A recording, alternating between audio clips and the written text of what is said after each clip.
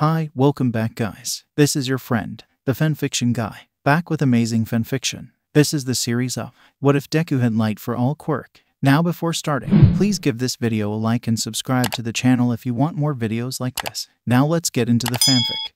Izuku's POV. I was walking back home after school since Kaken threw my hero notebook out the window. It took me some time to find it. I eventually found it in the pond. Just as I passed an alley, I was dragged into the alley by a green goo of some sort. Don't worry, I'm just hijacking your body, the sludge said as I started to squirm. I felt tears fall down my cheeks as the sludge villain started to block my mouth. Calm down. It'll only hurt for about 45 seconds, then it will be all over, the villain said, an evil look in his eyes. I started to black out at the lack of air. As my vision faded, I heard a familiar voice and a familiar line. Do not worry, for I am here. That was all I remembered before blacking out. After what seemed like a few minutes, I managed to come back to my senses. I looked around to see All Might staring at me. I started fanboying and asked him to sign my notebook. After signing my notebook, he turned, making his way to leave. Wait, I said as All Might got ready to leave. He looked back at me. I'm sorry, young one, but I have to go, he said, jumping. Before I knew it, I was hanging on his leg, floating loosely in the air. He looked at me shocked as he tried to shake me off.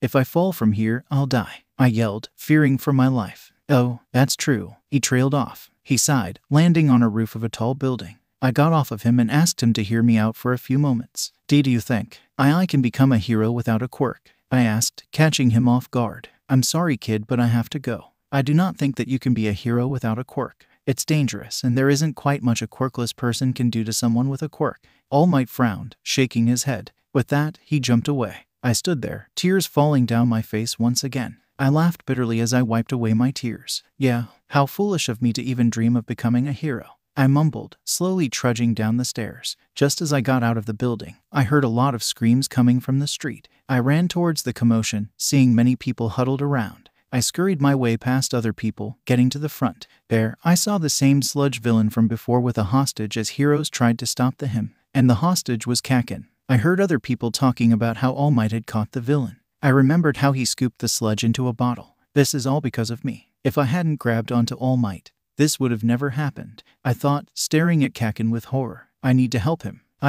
No, I'm quirkless. I wouldn't be able to do anything against that villain. I'll just get in the way. I'm so useless, I cried as I ran away. All the way home, I slammed the door open, closing it again to go to my room. Izuku, sweaty, are you home? I heard my mom's voice from the kitchen. Why, yes, Mom, I said, weakly as I closed the door to my room. The day of the entrance exam. I sighed as I gloomily looked at the fake city. Go, a voice boomed. All the students stood there while I ran off. Since I needed a head start, I ran as fast as I could to the nearest group of robots. I was very determined to attack, but when I got closer to the robots, all of the adrenaline drained out from me. I stood there, wide-eyed with fear, as the robots approached closer. Just then a laser shot them away. I turned to see a boy with yellow hair and a weird type of gear on his stomach. "Chew bet we'll make a fine team with you as a bait. But I don't think I'll see you anytime soon," he said, running off. He's right. I can't become a hero. Not like this. Not without a quirk, I thought, slowly walking back to the entrance of the fake city. I give up. I wasn't supposed to be here to begin with. This is a place for heroes, not a quirkless wannabe like me. I exited the city as tears fell down my face. I fell down to my knees and sobbed. Why? Just why? I yelled in anger and sadness. Why? Time skip. I was back at home, in my room, covered by my blanket. I stared blankly up at the ceiling, questioning my existence. My dried tears had made a print on my face. My eyes were puffy and red. It stung from all the crying. I knew my mom was worried. No matter how many times I told her that I was fine, she still worried about me. I swear she knows me all too much and ... she's the only one I have. I turned as I closed my eyes to sleep, just a tiny spark of hope living inside me, hoping that maybe I had a quirk. Maybe my dream can come true. Just maybe. Izuku's POV. As I woke up, I felt a pain in my head. I stumbled my way to the restroom as my breathing started to become uneven. When I looked at the mirror, I was shocked. Instead of the normal emerald eyes that I used to have, a pair of deep, gold orbs stared back at me. My hair was no longer green but instead white. Not only that, I had a pair of white ears and a white tail. As my breath steadied, I noticed the small details. I had a few red marks on my face, small fangs sticking out of my mouth. Mom, I screamed in horror. What happened to me? What happened to you? Mom screamed as she stared at me in shock. That's what I'm asking you, I yelled. Mom stared at me and sighed. Let's go see a doctor, Mom said, shaking her head. No, I said, backing away. I don't want to. Please, Izuku. We won't know if you're in danger or not, Mom said, a concerned look plastered over her face. I stayed silent for a moment, moving a step back. Then I hesitantly nodded my head. Fine, I mumbled. Let's go. Thank you, Izuku. Mom smiled, dragging me to the kitchen. This is your breakfast. After you eat, we can go see the doctor. Time skip. After I finished eating breakfast, my mom and I went to the doctor. This is Midoriya. Your son seems to have developed his quirks, a bit late. In short, he's a late bloomer, the doctor said, looking at my mom. Q quirks? My mom asked. It seems that he has more than one quirks. 3 in total. We don't have a name for these quirks, but you can register it after reading this file, the doctor said, handing me a few pieces of paper. I do recommend buying a quirk-canceling bracelet for now, since he probably won't have control over his quirk, the doctor said. Or maybe a quirk-weakening bracelet until he gets used to his quirk. I never heard of it, I mumbled. That's because we only just created it. Some researchers and I was able to finish 2 quirk-canceling bracelets and 3 quirk-weakening bracelets, the doctor explained, turned towards me. My mom and I said, although we didn't want to sell it to anyone yet, we'll give you 2 of them for free since you really need it. The doctor smiled at me. I smiled back. Here, the black one is the quirk-canceling bracelet. The white one is the quirk-weakening bracelet, the doctor said, handing me 2 bracelets. You can come later in the week to register your quirk after you've read the files. Thank you. We'll get going now, my mom said, giving the doctor a small smile. Time skip. When we came back home, I took a quick shower before reading the files. Quirks. Type emitter. Quirk description. The user can communicate with animals, bugs, and control them. The user can also manipulate the basic elements when activated. The user's hair and eyes will glow. Drawbacks. When the controlled animal gets hurt, the user will feel a third of the pain. The user will get major migraines if not being careful. Type mutant. Quirk description. This quirk allows the user to shapeshift and brainwash other people. The user can fly, create illusions, and control light, darkness, time, and spirits when using this quirk to its full extent. The user can teleport to anywhere they want and travel to or create different dimensions. The user will get white hair and gold eyes when using this quirk. The user will also gain fox-like features and enhanced senses and abilities when using this quirk. Can show or hide the ears and tails when using this quirk. Drawbacks. When brainwashing someone, the user has to be in a 30 kilometers radius from them or the effect will fade away. The user can only brainwash 15 people at a time. When overused, the user will faint and turn into a full kitsune, fox. Type emitter. Quirk description. This quirk allows the user to create crystals and weapons out of them. The user can harden her body parts with crystals. When this quirk is in use, the user will have small crystals surrounding her in a thin layer of a protective shield. When someone comes near, the crystals will attack the person if the user gives order to. Drawbacks. When overused, the user will become very tired and sick. The user may faint and cough blood. That's cool. I guess I should name them. I can ask my mom to register it with me next week, I muttered, writing some names I thought of for my quirks. Izuku, honey, come on and eat. I made your favorite katsudon today, I heard Mom say from my bedroom door. Okay, just give me a second, I said, smiling at her. She nodded, leaving me in my room. I'm going to name the quirks Nature's Force, Kitsune, and Crystallis, I said, writing it down in my quirk journal. I can become a hero now. Izuku's POV. As I stared at the ceiling, laying on my bed, I thought of a great idea. I don't need approval from All Might to become a hero. Actually, I'm not even going to be a hero,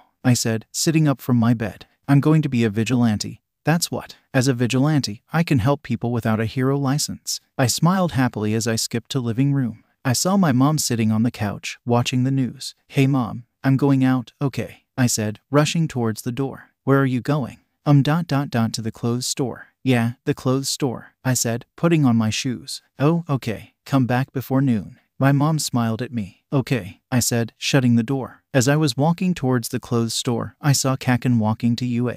Guess he got in. Well, good for him, but I'll prove him wrong. I'm going to prove him that I'm not useless, I said to myself, continuing my walk to the clothes store. Once I reached the quirk clothes store, I looked around, looking for clothes that will have a resistance to my quirks. Since all of these are not my style, I guess I could just buy the fabric and make my own clothes, I mumbled. I already made a design for my hero costume, so I just need to make it. After looking around for the right pieces of fabric, I soon found the ones I wanted.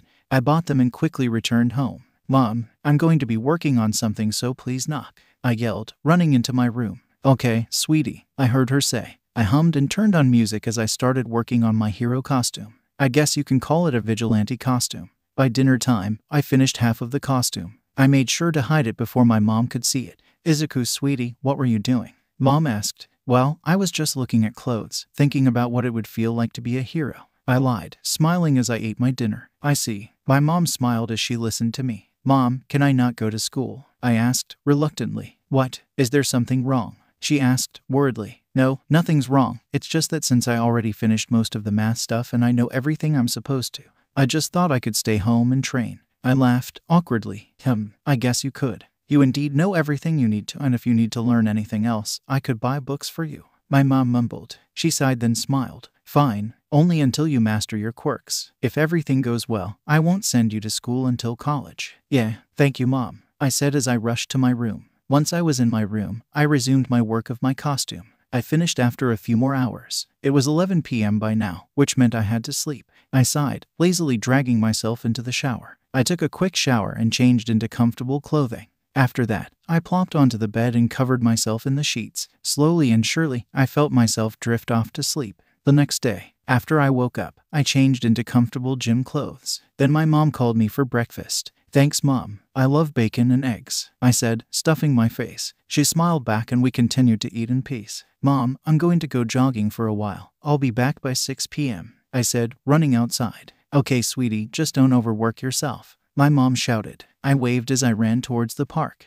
Okay, I just need to find a place to practice, secretly, I mumbled as I wandered around the park. After a few moments of searching, I found the perfect place. I should start with crystals first. Don't want to hurt anybody with crystals by accident, I mumbled as I tried to activate my quirk. Nothing happened. You know what? I'll start by trying to activate my quirks first, I sighed as I sat down. It took around 30 minutes to actually see results of my training.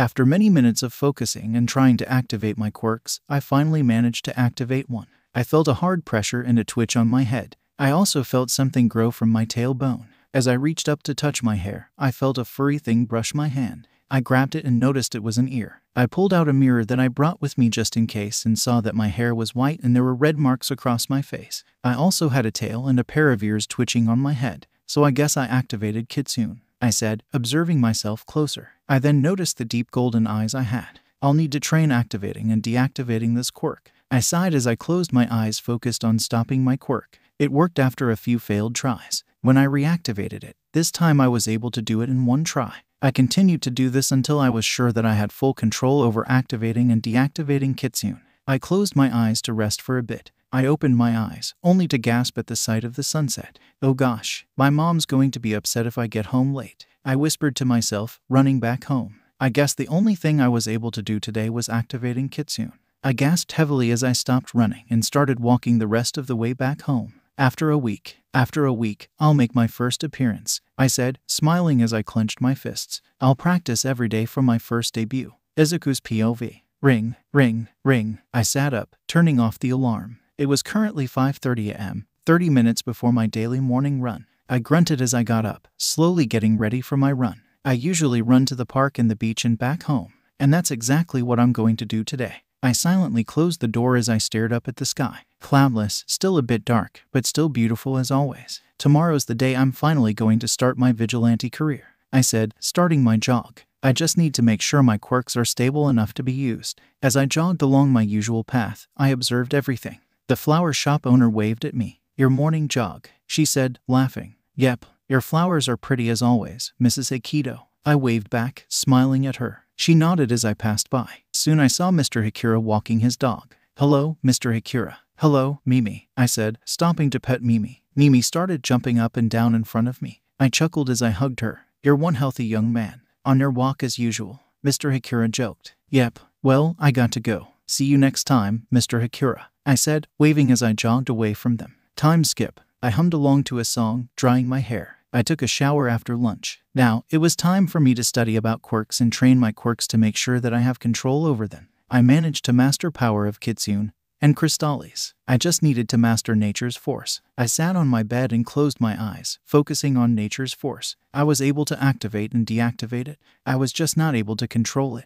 After a few more hours of training and studying, it was time for dinner. Thank you, Mom. It tasted great, I said, munching on the dinner my mom made. I made it for you since you're training so hard. She smiled, watching me eat. I'm glad you like it. I love it, I said, finishing my dinner. I'll get back to training. Okay, make sure to sleep before 11 p.m., she said while I went to my room. Got it, I said, closing my room door. Time skip. I sighed as I plopped onto the bed. I managed to control most of nature's force, just that it is unstable. I guess I'll just use the other 3 until I get nature's force completely under control. I mumbled. I'll also have to tell Mom about my plan soon. I sighed as I crawled onto the bed, closing my eyes in exhaustion. I wish I could have just manifested my quirks at the age of 4 like everyone else. I mumbled, opening my eyes once again. But anyways, since I have my quirks now, I'm going to be a hero for everyone, quirkless or powerful, weak or strong. I smiled to myself as I thought about helping people in need. After a few more moments of twisting and turning on the bed, restlessly, I finally fell asleep. The next day, I woke up, yawning as I sat up. I jumped out of bed and put on my vigilante outfit. It was a simple green hoodie and a pair of black pants. I also put on a black mask with the word HX sewn onto it with white thread. Although the hoodie, pants, and mask seemed normal, I made it with a special thread. It was made so that it wouldn't rip or tear apart when I used my quirks. The outfit was also resistant to other quirks dealing with physical damage. I really should tell my mom about my plans for the future. I just have to hope that she'll support me. I sighed as I trudged to the living room. Hello, sweetie. Where are you going? Mom asked. I smiled. Well, I have something I want to tell you. I scratched my neck. What is it? Mom asked. You see, I decided to become a vigilante. I said. You what? She screamed. She came up to me and started to shake me. Are you out of your mind? That's illegal and dangerous. Mom, calm down. Hear me out first. I laughed nervously, sitting her down. I know that it's dangerous. I know it's illegal, I said, sitting down across from her. But it's the only thing that would make me happy. Please, Mom, please let me. I'll take full responsibility. My mom hesitated for a bit and sighed. She looked at me and nodded. If that's what you want to do, I'll support you. She smiled. I've always felt bad when I saw how bad you wanted to become a hero. So, I'll support you. Really, thank you so much, I said, hugging my mom. It's the least I can do for you. She hugged back. Now, go and make me proud. Okay, I'll be back by 11 p.m., I said, running outside. I'll make you proud. Izuku's POV. I jumped from building to building while I scanned the city. Everything seemed normal until I saw a girl getting cornered by 2 men in an alleyway. I observed them for a while and jumped down to the ground. Hello, may I ask what's going on here? I asked. I could feel my eyes glow a steady green. Get out of the way, brat. We have something to settle with that girl. A man growled. How annoying. I narrowed my eyes at the 2 men. I'll give you 2 choices. Run or we can just do this the hard way. HMPH, like you can do anything. Kid, it's 2 against 1. Just leave. The other man spoke. Fine, let's do it the hard way. Seems like I can't get anything through that thick skull of yours. I sighed, giving them an bored look. I activated all 3 of my quirks, just for fun, I guess. I really didn't have a reason to do it, but I got bored. I created crystals at their feet so that they wouldn't be able to move. I made sure that they wouldn't be able to use their quirk before stepping up to them. I stared straight into their eyes, using Kitsune to brainwash them. I closed my eyes and I could feel the glow fading to a small dim light. The 2 men fell limp and I made the crystals disappear. I sighed, turning to leave. Wait. Thank you for saving me. Can I have your name? I heard the girl's voice from behind me. I turned back to look at her. You can call me Hex. I smiled. Welp, hope you have a good day. I jumped away and climbed onto the near building, observing the city for a new target. Time skip. I yawned as I sat on the highest building. It was nearly 10:30 p.m. and I have already stopped 5 criminals. How tiring and sad to know that there are such people in the world. I stretched out my arm and stared at a mark that appeared on it. It suddenly appeared during the day, and whenever I used any of my quirks, it would start glowing brightly. Whenever I touched it, it would sting and disappear for about 5 minutes. I sighed and summoned 2 small kitsunes. They also appeared during the day, while I was eating my lunch to be exact. They claimed themselves to be my guardian spirits. Although they could transform into a half-human, half-kitsune, or anything else, or even make themselves larger, they said they preferred being small. Akari and Akari, what should I do now? I asked them, smiling a bit as I petted them. Akari was a blue fox spirit and he had golden marks. He was the kitsune of light. Or you can just call him a Tengoku, I guess. Akari is Akari's younger sister and she is a kitsune of darkness, or a Kyukin. I guess you could practice your kitsune powers, Akari said, lightly biting my finger. I mean, you can be so much more powerful with that. You do know that you have 11 other kitsune guardians, right? I do, I asked. Akari facepalmed and Akari turned to me with a shocked expression. Oh, my gosh, you didn't know that, Akari screeched. I winced and nodded. She sighed. Well, there are 13 types of kitsunes: Keis, Chikyu, Kasai, Kawa, Tengoku, Sanda, Yama, Kyukin, Seishin, Jikin, Mori, Yumi, and Ongaku.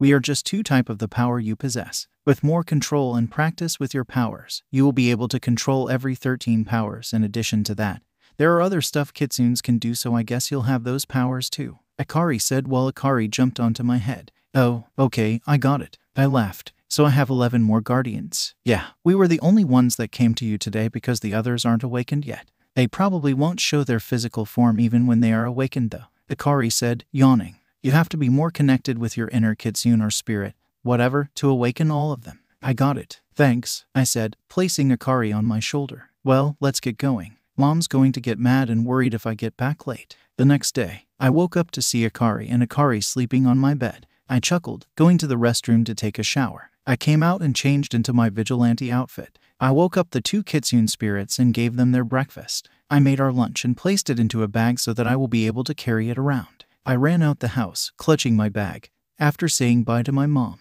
So, I thought you guys were going to help me train my powers, I said, jumping onto a building. Well, yes and no. We can tell you the training methods and stuff, but we can't actually do it with you. You're the owner of the quirk, so we can't use our powers unless you allow us to, Akari said, turning smaller and crawling into my bag. We'll be able to use our powers only in a time of urgency, or only when you allows us. The only thing we can do at shapeshift, Akari said, copying what Akari did. We'll help you later. You guys are so lazy, I huffed, rolling my eyes. Don't eat my lunch, got that? We won't. I heard their muffled voices and couldn't help but laugh. You better not. I smiled as I stared down on the city. That's the only thing I have, you know. Izuku's POV. I jumped from building to building while I scanned the city. Everything seemed normal until I saw a girl getting cornered by 2 men in an alleyway. I observed them for a while and jumped down to the ground. Hello, may I ask what's going on here? I asked. I could feel my eyes glow a steady green. Get out of the way, brat. We have something to settle with that girl. A man growled. How annoying. I narrowed my eyes at the 2 men. I'll give you 2 choices. Run, or we can just do this the hard way. HMPH, like you can do anything. Kid, it's 2 against 1. Just leave. The other man spoke. Fine, let's do it the hard way. Seems like I can't get anything through that thick skull of yours. I sighed, giving them an bored look. I activated all 3 of my quirks, just for fun, I guess. I really didn't have a reason to do it, but I got bored. I created crystals at their feet so that they wouldn't be able to move. I made sure that they wouldn't be able to use their quirk before stepping up to them. I stared straight into their eyes, using kitsune to brainwash them. I closed my eyes and I could feel the glow fading to a small dim light. The 2 men fell limp and I made the crystals disappear. I sighed, turning to leave. Wait. Thank you for saving me. Can I have your name? I heard the girl's voice from behind me. I turned back to look at her. You can call me Hex. I smiled. Welp, hope you have a good day. I jumped away and climbed onto the near building, observing the city for a new target. Time skip. I yawned as I sat on the highest building. It was nearly 10:30 p.m. and I have already stopped 5 criminals. How tiring and sad to know that there are such people in the world. I stretched out my arm and stared at a mark that appeared on it. It suddenly appeared during the day, and whenever I used any of my quirks, it would start glowing brightly. Whenever I touched it, it would sting and disappear for about 5 minutes. I sighed and summoned 2 small kitsunes. They also appeared during the day, while I was eating my lunch to be exact. They claimed themselves to be my guardian spirits, although they could transform into a half-human, half-kitsune, or anything else, or even make themselves larger. They said they preferred being small. Akari and Akari, what should I do now? I asked them, smiling a bit as I petted them. Akari was a blue fox spirit and he had golden marks. He was the kitsune of light. Or you can just call him a Tengoku, I guess. Akari is Akari's younger sister and she is a kitsune of darkness, or a Kyukin. I guess you could practice your kitsune powers, Akari said, lightly biting my finger. I mean, you can be so much more powerful with that. You do know that you have 11 other kitsune guardians, right? I do, I asked. Akari facepalmed and Akari turned to me with a shocked expression. Oh, my gosh, you didn't know that, Akari screeched. I winced and nodded. She sighed. Well, there are 13 types of kitsunes: K's, Chikyu, Kasai, Kawa, Tengoku, Sanda, Yama, Kyukin, Seishin, Jikin, Mori, Yumi, and Ongaku. We are just 2 types of the power you possess. With more control and practice with your powers, you will be able to control every 13 powers. In addition to that, there are other stuff kitsunes can do, so I guess you'll have those powers too, Akari said while Akari jumped onto my head. Oh, okay, I got it. I laughed. So I have 11 more guardians. Yeah, we were the only ones that came to you today because the others aren't awakened yet. They probably won't show their physical form even when they are awakened though, Akari said, yawning. You have to be more connected with your inner kitsune or spirit, whatever, to awaken all of them. I got it. Thanks, I said, placing Akari on my shoulder. Well, let's get going. Mom's going to get mad and worried if I get back late. The next day, I woke up to see Akari and Akari sleeping on my bed. I chuckled, going to the restroom to take a shower. I came out and changed into my vigilante outfit. I woke up the 2 kitsune spirits and gave them their breakfast. I made our lunch and placed it into a bag so that I will be able to carry it around. I ran out the house, clutching my bag, after saying bye to my mom. So, I thought you guys were going to help me train my powers, I said, jumping onto a building. Well, yes and no. We can tell you the training methods and stuff, but we can't actually do it with you. You're the owner of the quirk, so we can't use our powers unless you allow us to, Akari said, turning smaller and crawling into my bag. We'll be able to use our powers only in a time of urgency, or only when you allows us. The only thing we can do is shapeshift, Akari said, copying what Akari did. We'll help you later. You guys are so lazy, I huffed, rolling my eyes. Don't eat my lunch, got that? We won't. I heard their muffled voices and couldn't help but laugh. You better not. I smiled as I stared down on the city. That's the only thing I have, you know. Izuku's POV. It's been a while since I started my new occupation as a vigilante, just around 4 days I think. I've already started to gain popularity and many people call me the unknown vigilante. Half Nix. What's with the long face? Akari asked, jumping onto my head. Weren't you happy to be helping people? I guess. I mean, I don't really have anything to do other than that. And it's so boring, waiting for a problem to pop up. I groaned. When will the other guardians show up? I don't know. They only show themselves when they have enough energy, Akari said, poking her head out from my backpack. I'm pretty sure they'll come around soon. Hey, who said you could eat my sandwich? I glared at her. She stuck her tongue out and went back into my backpack. I sighed, shaking my head. Ooh, I think they're waking up, Akari shouted. I can feel it. Really? I asked, excited and nervous. Oh, wait, never mind. That was just my stomach. Akari laughed. I huffed and went back to staring down at the city. Akari was laughing on the floor while Akari was trying to stop her from eating his food. I rolled my eyes and let out a small chuckle. Oh, Akari shouted. I can feel it. Stop joking, I said. No, for real. I can feel it, Akari said, smacking my leg. Take me seriously for once. I can feel it too, Akari said, letting go of the sandwich she was eating.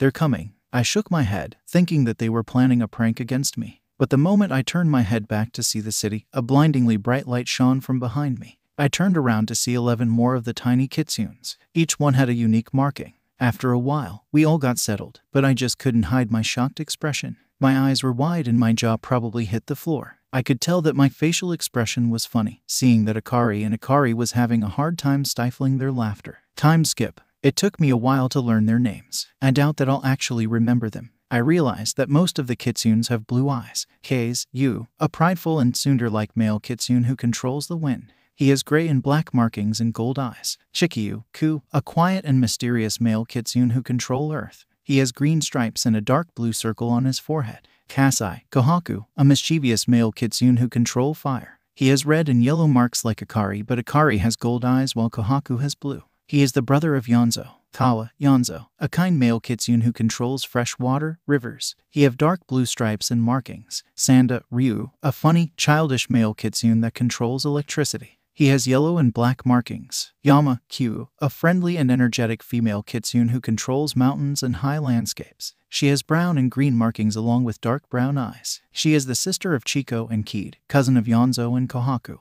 Seishin Masako, an elegant female kitsune who controls spiritual magic. She has gold and gray markings and her eyes are red. Her sister is Takako. Jiken Tsunio, a loyal and shy male kitsune who control time. He has gray markings and his eyes are purple. Mori Kid, a quiet and wise male kitsune who controls forests. He has blue and green markings, along with light brown eyes. Yumi Chiko, a nice, friendly female kitsune who control large bodies of salt water like oceans. She has dark blue and black markings and dark brown eyes. Ongaku Takako, a noble and wise female kitsune who control music and sounds. She has purple and gold markings. I ended up having to write the details down since I couldn't remember them all. So, a wimpy kid like you is supposed to be our master? You asked, a voice obviously sounding bored. I expected someone stronger. Hey, I'm strong enough, thank you very much. I glared at the small fox spirit. And besides, I can kill all of you guys in less than a second. Show me some respect. What do you started? I interrupted him by creating a crystal spear and shooting it towards his neck. I stopped it not even a centimeter away from his throat and gave him a challenging smirk. You little, I think you're the little one here. I smirked even more. Never mind that, I'm joking. I'll never even think of harming you guys. You got me for a second there. I thought we were going to die. Chico, I think, said. She let out an exasperated sigh and everyone started to laugh. Hey, do you mind if I transform into a human? This kitsune body is wearing me out. I don't mind, but I thought you guys liked being in the small, fox form, I asked. Well, Akari and Akari may since they're lazy as heck. It does save energy and all, but if we stay like that, our magic may die out. Tekako explained. Akari and Akari are one of the higher kitsunes, so the lower rank, which is us, we have to obey them. Higher ranks never run out of magic, and their magic actually grows every day, so they don't even have to transform every now and then. Ah, that explains it. I nodded. You guys can transform, just make sure you don't get in the way when we're working. You can transform all you want when we're home. Okay, then, take us home, Q said. We can stay home and help you train, and when we're not tired, we can help you out with whatever you're doing. Okay, but I can't trust you guys, I said, giving them a suspicious look. I'm getting trust issues. I'll make sure they don't do anything. Yonzo said. Don't worry. Okay, Akari, take them home please and explain to Mom the best you can. I said. Akari, you're coming with me. I see a problem down there by UA. Follow me you guys, Akari said. She looked back at me. When will you be back? Probably before midnight. Izuku's POV. I saw a weird man standing right outside of UA. He didn't seem like a student or a staff there. I observed him a while more and then made my move. When he was about to move, I created a crystal barrier around him to stop him from moving. Who are you? He shouted, looking at me. I didn't answer. Answer me. The real question is, who are you? I asked, giving the man a questioning look. I'm sure that you're not a student or a teacher. You're not a student or teacher either. We're on the same boat here. The man smirked. He touched the crystal barrier and it disintegrated. Same boat you say. We both have different intentions and I can clearly see that. I rolled my eyes. So, why are you here? Why would I tell you? The man retorted. He glared at me with his crimson eyes. Who knows who you may be? You make everything so difficult. I groaned. Just tell me and maybe I'll spare you. Spare me? Huh? You look pretty weak. Fight me, then. The man laughed. I'll make sure your death isn't boring. Fine. You asked for it. I mumbled. Don't blame me for being heartless. I got into a fighting position and the man ran at me. I dodged when he tried to touch me. I made crystals and shot it towards the man. The crystals exploded when they went in contact with him. He glared at me and ran at me once again. This time, he managed to touch me. Although it was just a little part of my upper arm that got disintegrated, it hurt a lot. I created fire and surrounded him with it. You have ... more than just one quirk, he whispered. Impossible. Only he has that power. He ran through the fire and away from me. I ran after him, but when I turned the corner, he was no longer there. Instead, I could only see a blackish-purple smoke disappearing. Crap. I slammed my fist onto the wall next to me. I lot him. That's what you get for not taking him seriously, Akari said, poking his nose out from my backpack. You've gotten too cocky, mister. I admit that I've gotten cocky lately, but I didn't want to hurt him, I replied, pushing Akari's nose back into the backpack. I don't know, something about him. It makes me have sympathy over him. Well, think about your goal. If you lose a villain like that, I'll be so disappointed. Not only me, but everyone. Akari yawned. He jumped onto my shoulder. I could scold you all I want right now, but let's get your arm healed. I'm sure Yonzo can heal you. Wait, how? I asked. I jumped to the nearest tree. Oh, my gosh, you're an idiot, Akari said, dramatically. You don't have to say that again. I said, mood. Well, anyways, all types of kitsunes have additional powers and weaknesses according to their power type.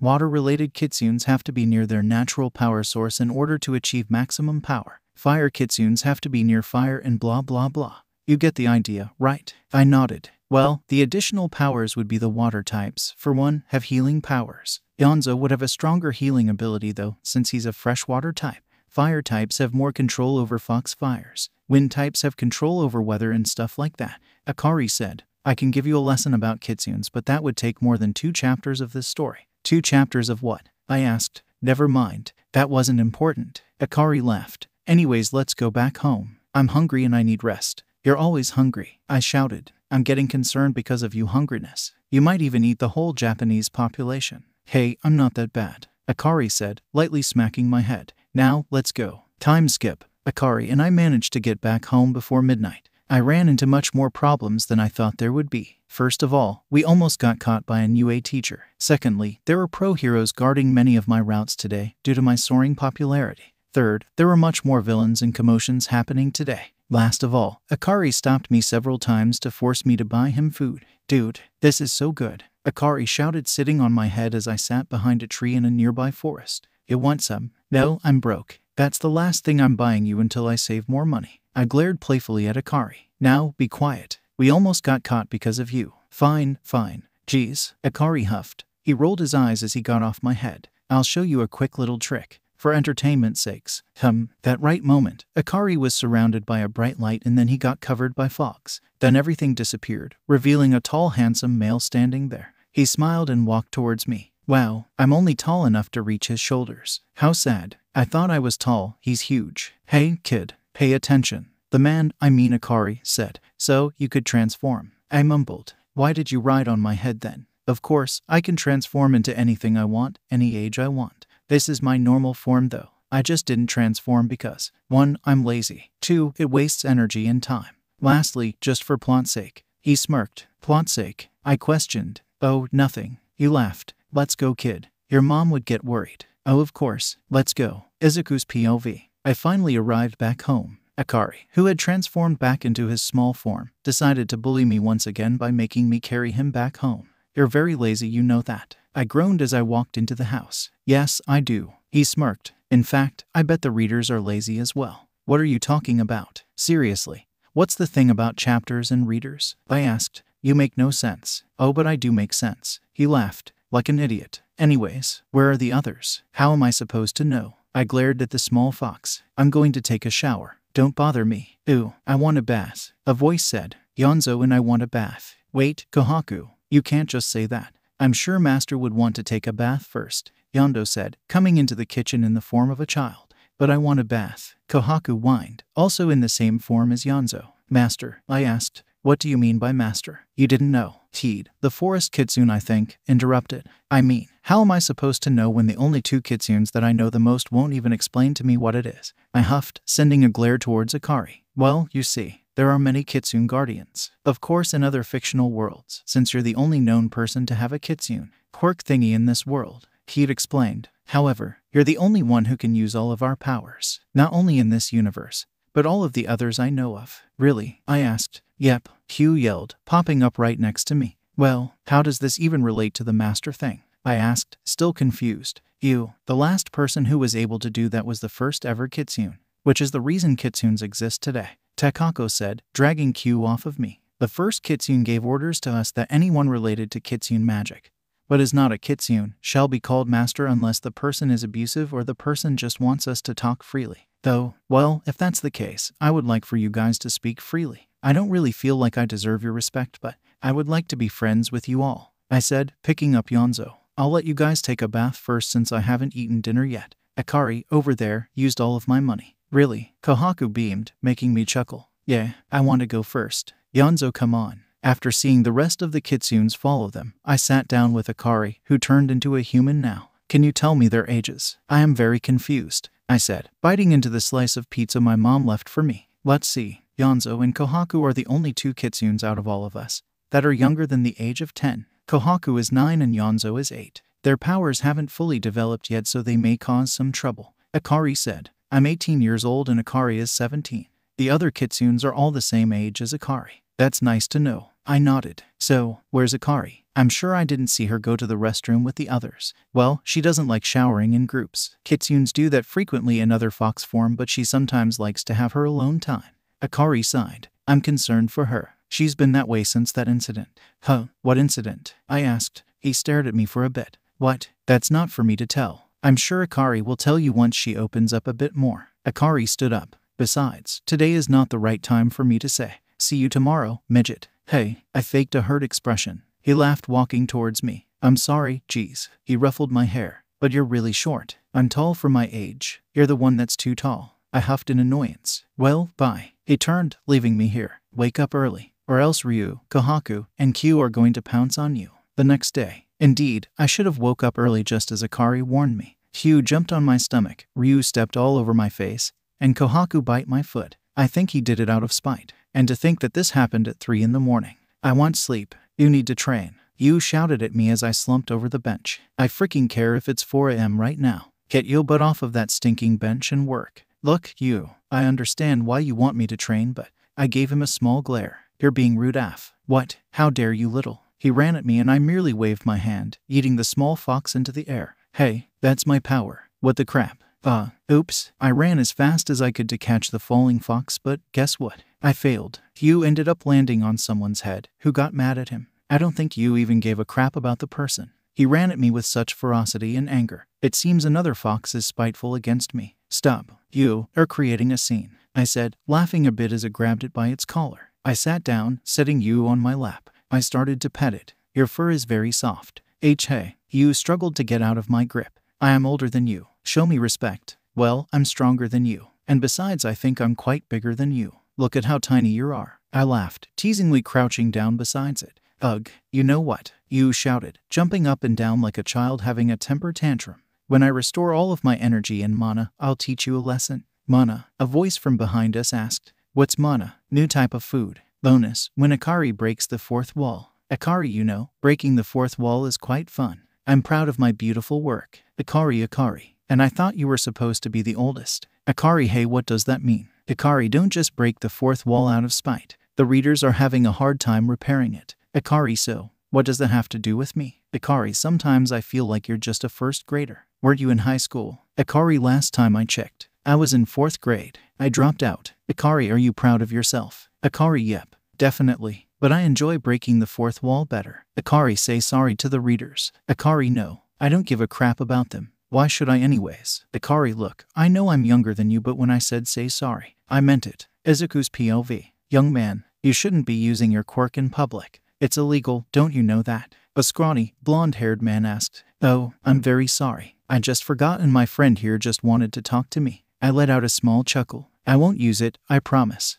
Okay, just be careful next time. The man sighed, walking away. Kids these days. I sat there with you jumping on top of my head. Did he really think I didn't hear that? I asked myself. Didn't hear what? You asked. Nothing. I guess it's time. I sighed bitterly. Let's go, you. We're leaving. Are you going to buy me food? Are we going home? You asked. No, we're permanently leaving. I mumbled. Somewhere people won't find me. Somewhere I won't be a burden to other people. Then, let's go. You have me. What's there to hesitate? You asked. Oh, you, are you comforting me? I teased. And no, I'm not. Shut up, broccoli, he shouted. I laughed. Stop laughing. Okay. Oh, stop. I wheezed. You, please call the other foxes and tell them to come to the front of UA. Sure, but why? I'll tell you later. I sighed. Go now. There's no time to waste. See you later. You jumped away, soon fading into the background. I ran towards my house and opened the door quietly. I went to my room and gathered everything that I needed. Also some stuff for the foxes. I packed them all into my bag and started to go down the stairs. I was hoping to leave without my mom knowing, but it seems as she knew my plan. Son, where are you going? She frowned. Are you leaving? Why, yeah. I smiled sadly. Mom, don't worry. I'll visit you every week. I read your notebook. Izuku, I'm sorry. Mom cried. Mom, don't cry. I promise. Whatever happens, I'll visit every few days. You better. Mom gave me a playful glare. I'll support you. Stay safe. I will. I'm just moving out because I'm scared that you'll get hurt if I stay with you. I already am getting a lot of suspicions from other people. I explained. You'll have to stay safe too. Don't worry about me, Izuku. Take care. She gave me a hug. I believe in you. I walked to the door and stood there for a while. I gave my mom one last hug and gave her a promising smile. Bye, Mom. Time skip. I was sitting under a large tree near the UA campus. I was explaining everything to the kitsunes and told them where we were going to live. If we want to keep a low profile, only the ones that can transform fully into a human can leave the house however they want. I said, if you can't, then you'll have to get help from someone who can. HMPH. Not fair. Ryu stopped. The only ones that can do that right now is Akari, Tsuneo, Misako, and Takako. What about us? You'll have to wait until you guys are able to restore your energy and mana. I simply shrugged. You're mean, Ryu shouted. I demand you to buy me food. Ryu, you're so loud. I groaned. Hey, rude. Ryu glared at me. Fine, do whatever you want. Who wants yakitori? I asked. Me. Ryu instantly hugged me. Please. Fine. I laughed. Let's go. You guys hide in the back. They all hopped in eagerly and I carried them to the new house we were going to stay at. I went to buy some food that the kitsunes wanted to eat and went back. When I returned, they were waiting for me patiently. They remind me of puppies. I let them eat and went to sort out all the stuff I had. My room was in the attic, so it would be easier for me to just jump off the balcony if I had to. The attic was fairly large. I could fit in one custom-made bed, which I made from my Crystalli's quirk. Everything that I make usually fades away, but I managed to keep the bed. It drained a lot of my energy though. Thankfully, Akari made me a mattress so I didn't have to sleep on crystals. There was a restroom in the attic, a closet that the former owner left. How kind of her. There was also a desk that the former owner left. Akari and Akari are sharing a room with me since they said they liked the attic. The Kitsune's room were on the first and second floor. Yu and Ku shared a room on the second floor as well as Kohaku and Yonzo. Ryu, Q, and Tsuneo shared the largest room on the second floor. There were a separate restroom for that room and the second floor had another restroom in the hallway. On the first floor, Misako and Takako shared a room. The last room, in fact. Heat and Chico wanted to share the room with them, but since the room was so small, they had to use the basement.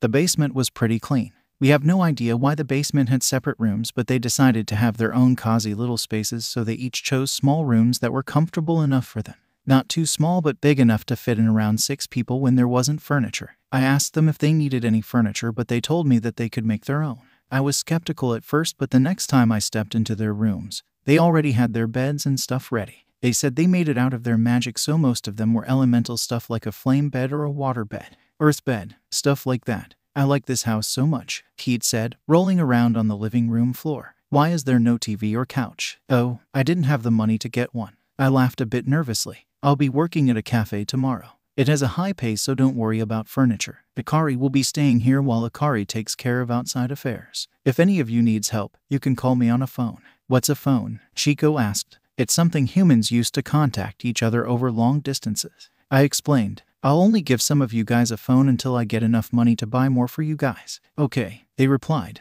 I assigned the phones to certain foxes and gave them their dinner. So, while I work at the cafe, some of you guys will have to watch over the house, some of you guys will have to watch over the city. I said, preferably, the ones that can transform should watch over the city, and since there is Akari guarding the house with you guys, only around 3 of you need to stay home. I'll stay home, Ryu said, nibbling on his chip. I'll look over the city, Hugh said. And so on. Everyone got their role without any compliant. Wait, there is a way that everyone can transform even without all of the mana refilled. Misako said, you just need to sign the contract. What contract? I asked. Whenever one of us is in danger, they can use some of your energy to transform. If you sign this contract, we can communicate mentally, so we won't need a phone. Takako explained the rest for her sister. This is pretty dangerous since the energy will be drained from you and transferred to whoever needs it. That energy will become theirs. Also, whatever pain we feel or you feel, everyone that is involved in this contract will feel the pain. If any of us dies ... that's another problem.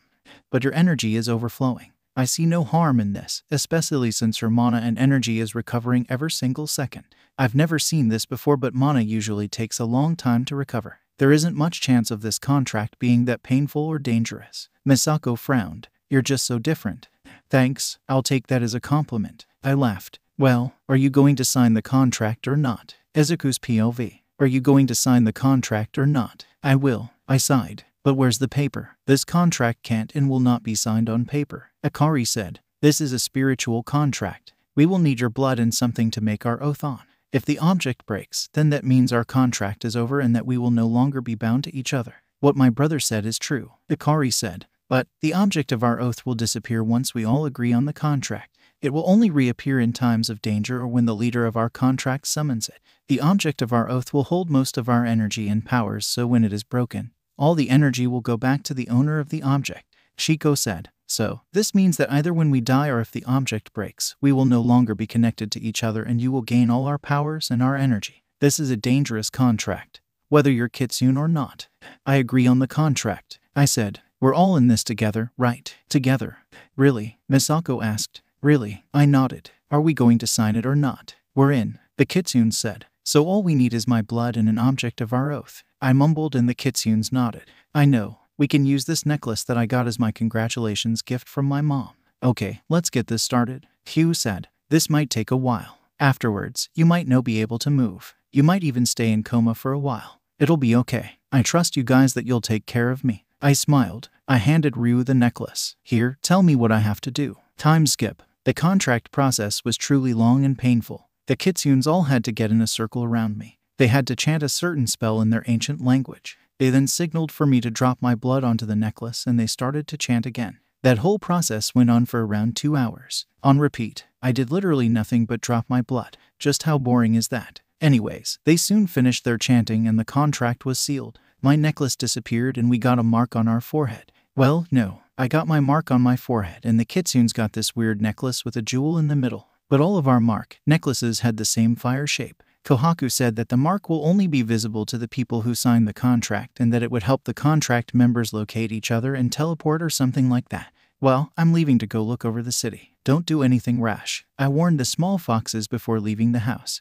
If you need anything, tell me. Okay. I heard the kitsune's voice in my head. Oh, I want sushi for dinner. Kohaku's voice rang in my head. Fine. I chuckled to myself. I slowly walked into a quiet alleyway and jumped onto the nearest building after changing into my vigilante form. The moment I stepped onto the top of the building, I bumped into something. I felt my heart race, thinking that it was a person or a hero, but when I looked up I saw Akari laughing his butt off at me. What's that funny about bumping into a wall? He has a problem. I sighed and smacked the kitsune. He really gets on my nerves sometimes. He continued to laugh and I even went as far as to threaten to throw him off the building. Hey, you're mean. He glared at me as he tried to kick me. I'm stronger than you, you know. Prove it. I threw the kitsune at the wall and ran off to a different building. This chase went on for a while, with Akari chasing me. I was just checking on the city and other people, occasionally helping the people who needs help. I honestly forgot about the contract and the kitsunes randomly started popping up next to me. Hey, we want to help too, Ku said, bouncing up and down on my head. Okay, we'll split up.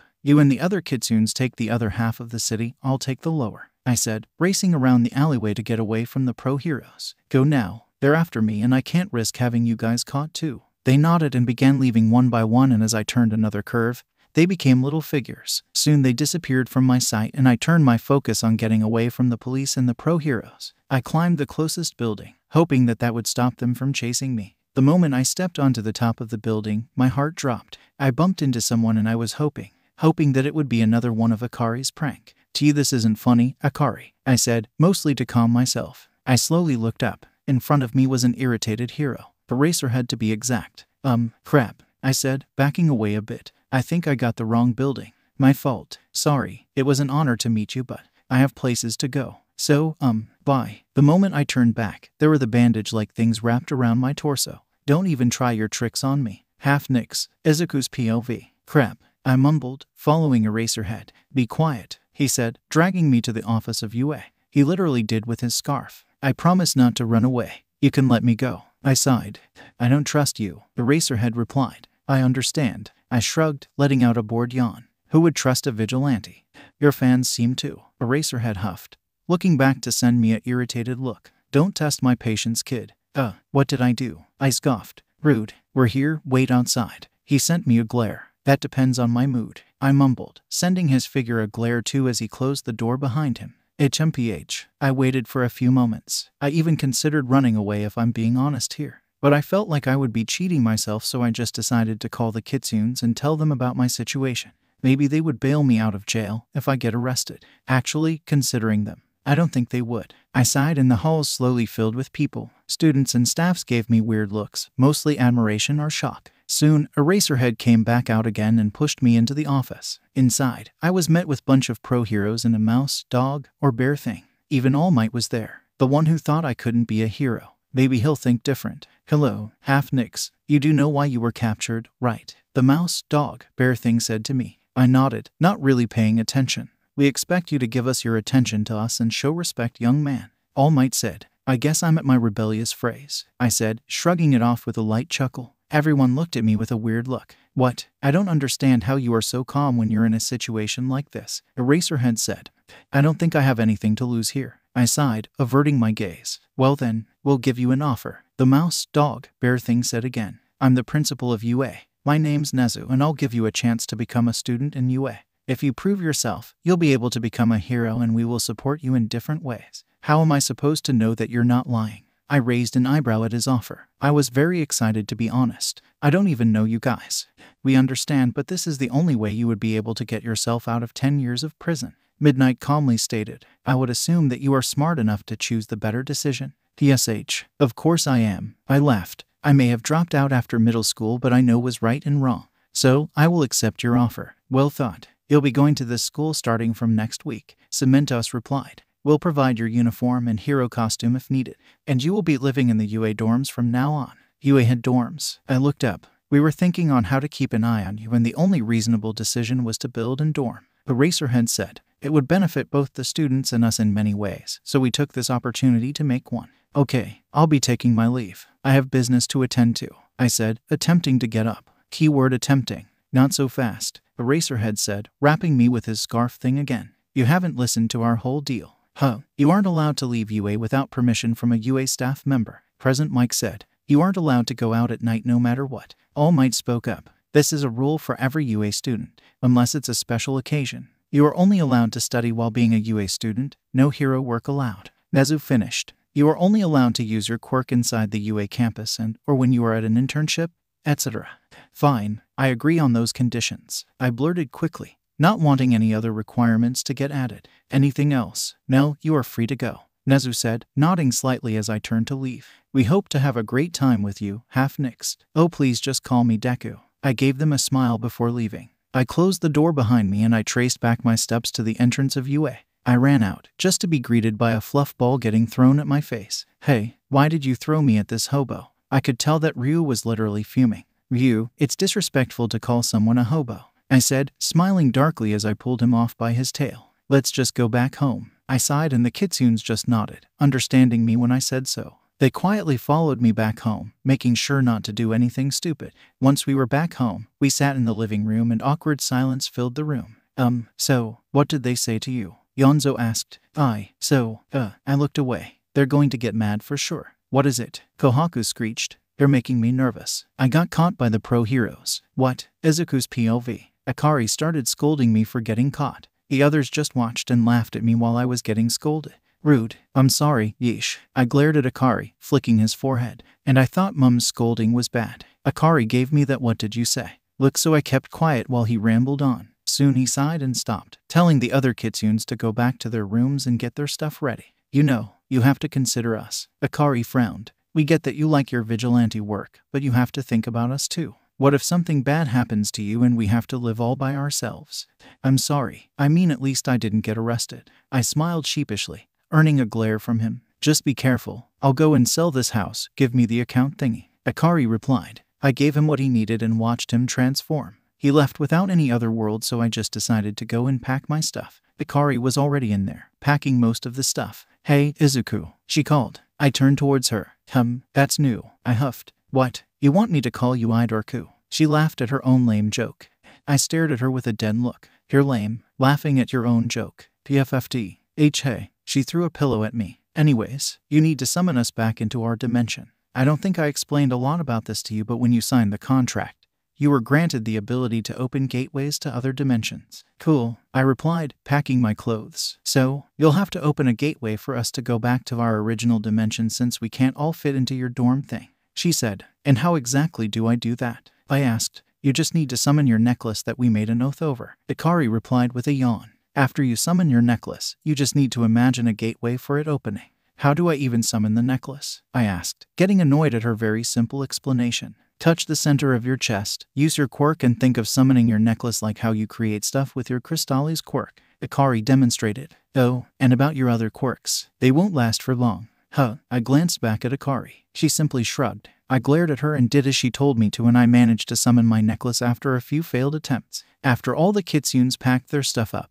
I called them to the living room and told them that they were going back to their dimension. They agreed and calmly went back. Akari came back after a few moments, telling me that the house was put on sale and whenever someone was to buy it, they will let me know. Okay, so did you pack your stuff? I asked him. He nodded. Good, because you're going back to your dimension. Oh, okay. Akari went to get his stuff, returning with a gigantic bag. Just how much stuff do you have? I asked. Just a few. He gave me a weird stare. I'm sure the others had more. I just nodded and opened the gateway for him. He took his bag and stepped in. I closed the gateway, sighing as I took my stuff and walked back to UA. I saw Eraserhead at the front of the school, waiting for me. I waved at him, receiving a small huff from him. He led me to the dorms. So, from next week you are to participate as a student, he explained. This is the first year's dorms. We've read over you basic information files and you will be in my class, 1A. Call me Mr. Aizawa from now on. I nodded, getting the dorm keys from him. Your room is on the 3rd floor and we have already contacted your mother, he said, getting ready to leave. Anything else? No, but how did you know my mom's contact? I asked.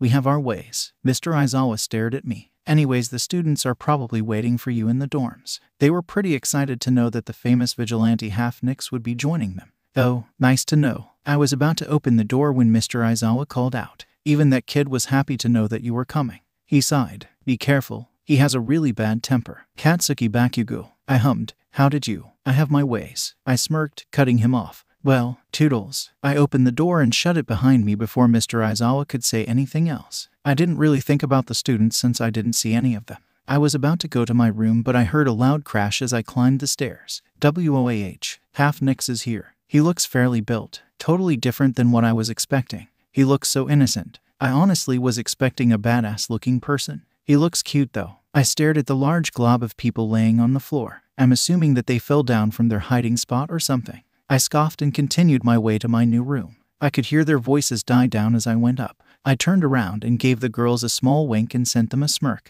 Well, ladies, I'll see you tomorrow, I said, waving to everyone. I want to get some rest, you know. How about I treat you to dinner someday this week? They stared at me with their jaws wide open and I turned back, continuing my way to my room. This is going to be so fun, I thought. I should repay them back, shouldn't I? Izuku's POV. It was the second day since I got here, a nice Sunday afternoon. I'm going to start attending classes starting tomorrow. I've already gotten closer to most of the kids that I'm going to be classmates with.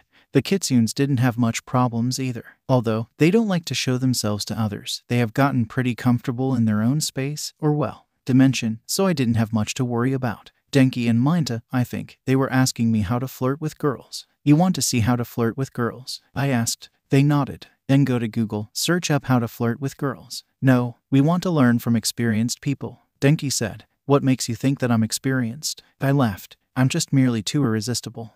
Minta looked at me with a weird face. Dude, that's true. WTF. It was a joke, I thought, nearly spitting out my orange juice. Well, that's nice to know. Denki and Minta sighed, shuffling away from me as I stuffed the last bit of toast into my mouth. I watched them go look up how to flirt with girls on Google. They are really stupid when it comes to these. I think they're just stupid though. I chuckled and tapped them on the shoulder. Watch and learn, I whispered, pointing towards the group of girls in the kitchen. They nodded and followed me as I walked up to the girls and flirted with them. They started to blush and I came back. Huh, beat that, you dimwits. I smirked as I pushed Denki and Minta towards the girls. I watched them as they got beat by the girls. I kind of feel bad for them. Denki glared at me as I laughed. I'm pretty sure Todoroki laughed as well. Just a small smile, but still. Well, anyways, what do you guys do in class? I asked, plopping myself onto the couch next to Todoroki. It seems pretty boring. Just a bunch of lectures and not any hands-on training. I don't know, Kirishima said, coming down from upstairs. I mean, after coming to UA, my skills have improved but I still lack in experience. We continued talking about our own experiences until Mr. Katsuki Bakugo came. FC King Deku. He yelled once he saw me. Rowdy as usual. Fight me one-on-one. Quirkless wannabe. Well, Kakin, you haven't changed. I rolled my eyes. You should get rid of that pesky attitude of yours and then fight me. Your pride will get the best of you. You, Kakin yelled. I'm going to kill you. Fight me. I dare you. I retorted. Let's show the whole class how I beat your ass. Whoa, Zero shouted. Fight, fight, fight, fight. I snapped my fingers and everyone was teleported to a different dimension. Not the realm of the kitsunes though. What the FCK? Kakin screamed. Welcome to my world. I laughed, stretching my arms out. I come here sometimes when I feel very stressed. Do you like it? It's also my training place. Well, was all that they said. Come on, Kakin. You said you wanted to fight, I said, smiling at him innocently. Too scared. He glared at me. Cat got your tongue. I smirked. Let's fight. I'll show you how much I'm worth. After all those years of bullying, I've gotten stronger. I closed my eyes and opened them. I felt my heart pulsing and I could feel the power surging through my veins. I flicked my arms to create seats for my classmates and faced Kakin again. He dashed at me but I dodged, grabbing his arm and pinning him down. I smashed his head down to the floor and got up, leaving him coughing on the floor. I brushed my clothes clean and started walking to the audience. But before I even reached it, I could feel Kakin behind me. I dodged, letting him fall forwards. I restrained him with some water and yawned. I turned my back towards the class and clutched my head. I could feel my head pound against my skull and my breath become uneven. Ever since I started using my quirks, my body started to get weaker. I should refrain from using them too much. It's a serious problem. It's getting worse. I could taste a metallic, salt-mixed flavor slowly filling my mouth. I felt my knees start to give away and the sharp pain in my head made everything much worse. Not to mention that everything seemed to be spinning. This had happened for a few days now. I went to the doctor before and he said that if I continue to use my quirk without restraint, my powers are going to devour my body. And that my health will surely get worse by day. The amount of stress is also another factor. I shook my head and took out some pills. I summoned some water and swallowed the pills along with the water. It took me some time to calm back down, but the blood stopped swelling up anyways. I turned back to my classmates and gave them a small smile. Let's go back, shall we? I tilted my head. Oh, and you should know when to give up, Kakin. Everyone stood there, speechless. I snapped my fingers once again and we were back in the living room of the dorm. I waved as I yawned, turning to leave towards my own room. I'll be looking forward to studying with you all, I said before climbing the stairs. I would expect Class 1 of UAS Hero Course to be pretty strong, at least from what I've heard. I would expect Kakin or Todoroki to surprise me. Izuku's POV. I rolled my eyes as Present Mike explained all the basic grammar stuff to us. I perched my head on my palm and looked outside. Honestly, life at UA is pretty boring. Well, I have to say, making fun of Kakin is pretty fun to do. Being popular is also a pain. Everyone comes up to me and keeps on holding me captive to their stupid question.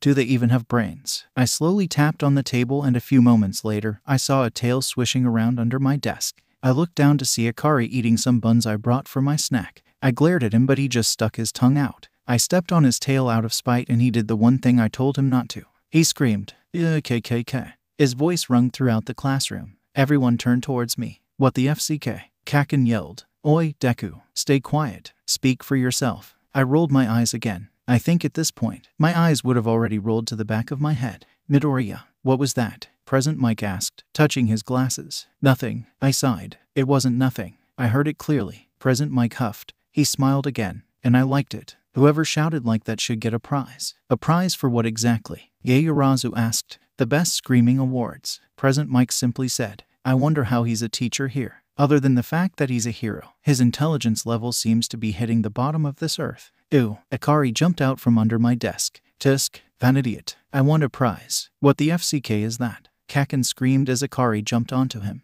Get him off me. Shut up, Kakin, I said, reaching over to grab the small fox. And you better behave. Fine. Sheesh. Akari huffed as I set him down.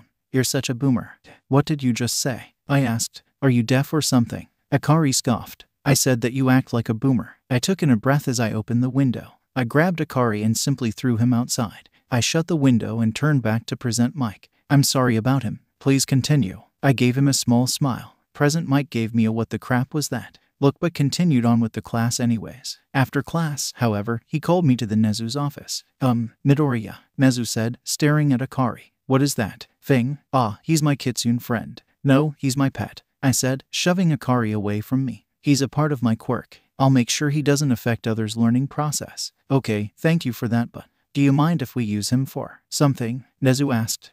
For what? I asked. If it's something like dissecting him. Definitely not. What are you saying? Present Mike screeched.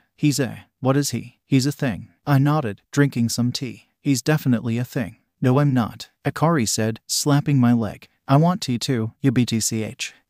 Foxes aren't supposed to have tea. I flicked his forehead. Be a nice fox and behave. Sheesh. Akari sat next to me. You make it sound like I'm a little kid or something. Because you act like one. I gave Akari a smug look and I think that was his last nerve. Anyways, I was able to finish my conversation with Principal Nezu and Present Mike safely. Thankfully, I was able to avoid the wrath of the Great Almighty. At least that's what Akari called himself. Although, he did seem to know something that I don't. Something about my quirk. It makes me quite nervous since the kitsunes know more about my situation than I do myself. I'll have to buy him honey butter chips later on. Time skip. I soon learned that our class was going to have a little hands-on training at the USJ place. It was going to happen tomorrow. Something about rescue training, I think. Even so, I feel a bit uneasy about it. I already took my medicine. I don't think it's because of my sickness. The school bell rang and I instantly dashed towards my dorm room. The teachers tried to stop me from running in the hallways, but I need to find Akari. I met All Might along the way and he did stop me for a different reason. I wasn't really listening to him since he was talking about his quirk or something like that. Anyways, I just kind of nodded and he gave me a strand of his hair. I don't understand why, but he told me to eat it later on. I just nodded and continued on my search for Akari, and thankfully, he was waiting for me in my dorm room. He just looked so stressed and I kind of feel bad for him. Maybe I should treat him better. I mean, it is my fault that he's going through events like these. He looked at me and gave me a cold glare and immediately jumped on me. You know, that statement about treating him better. I take that back. Hey, Akari, I have honey butter chips, I said, waving the bags of chips around. He got off me instantly upon seeing the bag of chips.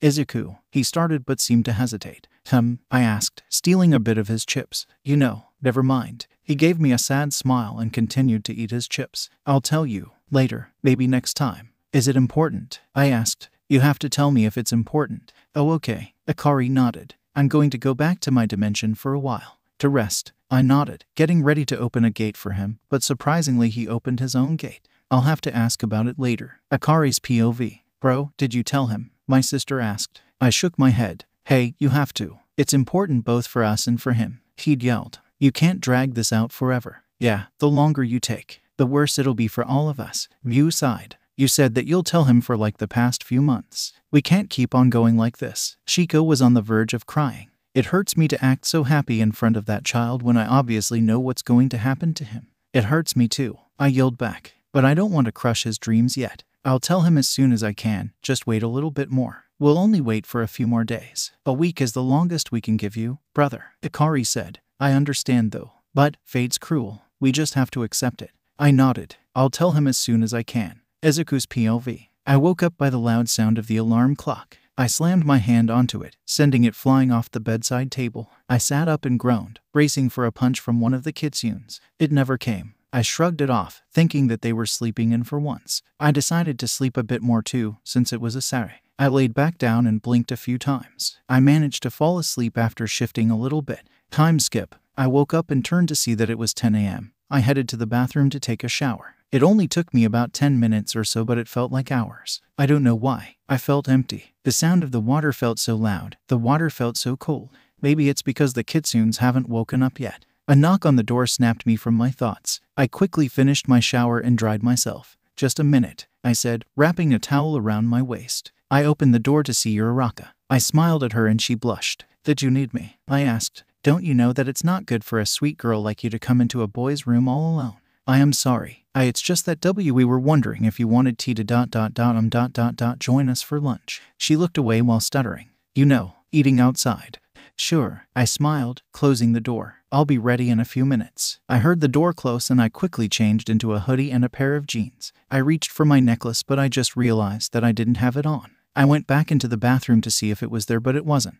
I don't think I had it on when I woke up either. I felt my heart sink when realization struck me. I lost the one object that connected me to the kitsunes, my friends, my family. I know I had it on yesterday and that I left it on the bedside table. But no matter how much I looked, I couldn't find it. I felt like crying, but I remembered that I agreed on eating with the others, so I decided to resume my search later. But I couldn't shake of the terrible feeling I had. I went downstairs and was greeted by the others. I gave them a half-hearted smile and we talked while going to eat. We arrived at a sushi place and we ended up splitting up since we couldn't all sit together at one table. What's wrong? Todoroki said. I looked at him and he looked at me. You look like you're worried. And you're pale, too. Are you sick?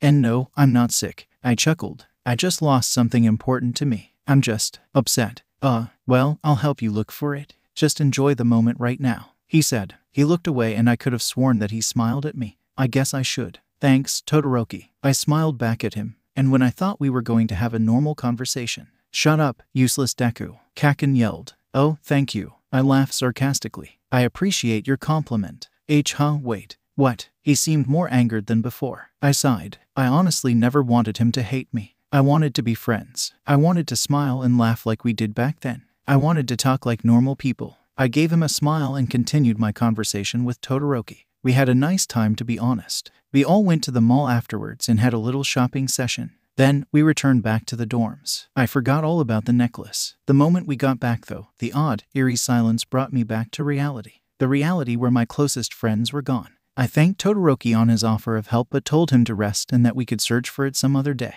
I sadly turned on the lights and saw a small note on the bedside table. I locked the door and read it. I was shocked at what I read. No, shocked was an understatement. I was devastated. Dear Izuku, I'm sorry for our sudden disappearance, but this was something that had to be done. I'm aware that you may have many questions and you may be very confused on what's happening. Well, we want to thank you for accepting us, but we decided to undo our contract, as it will only make everything for both you and us worse. As for why we left, it was simply because we did not like you. Farewell. Sincerely, Akari. Every single word on the note repeated itself in my mind.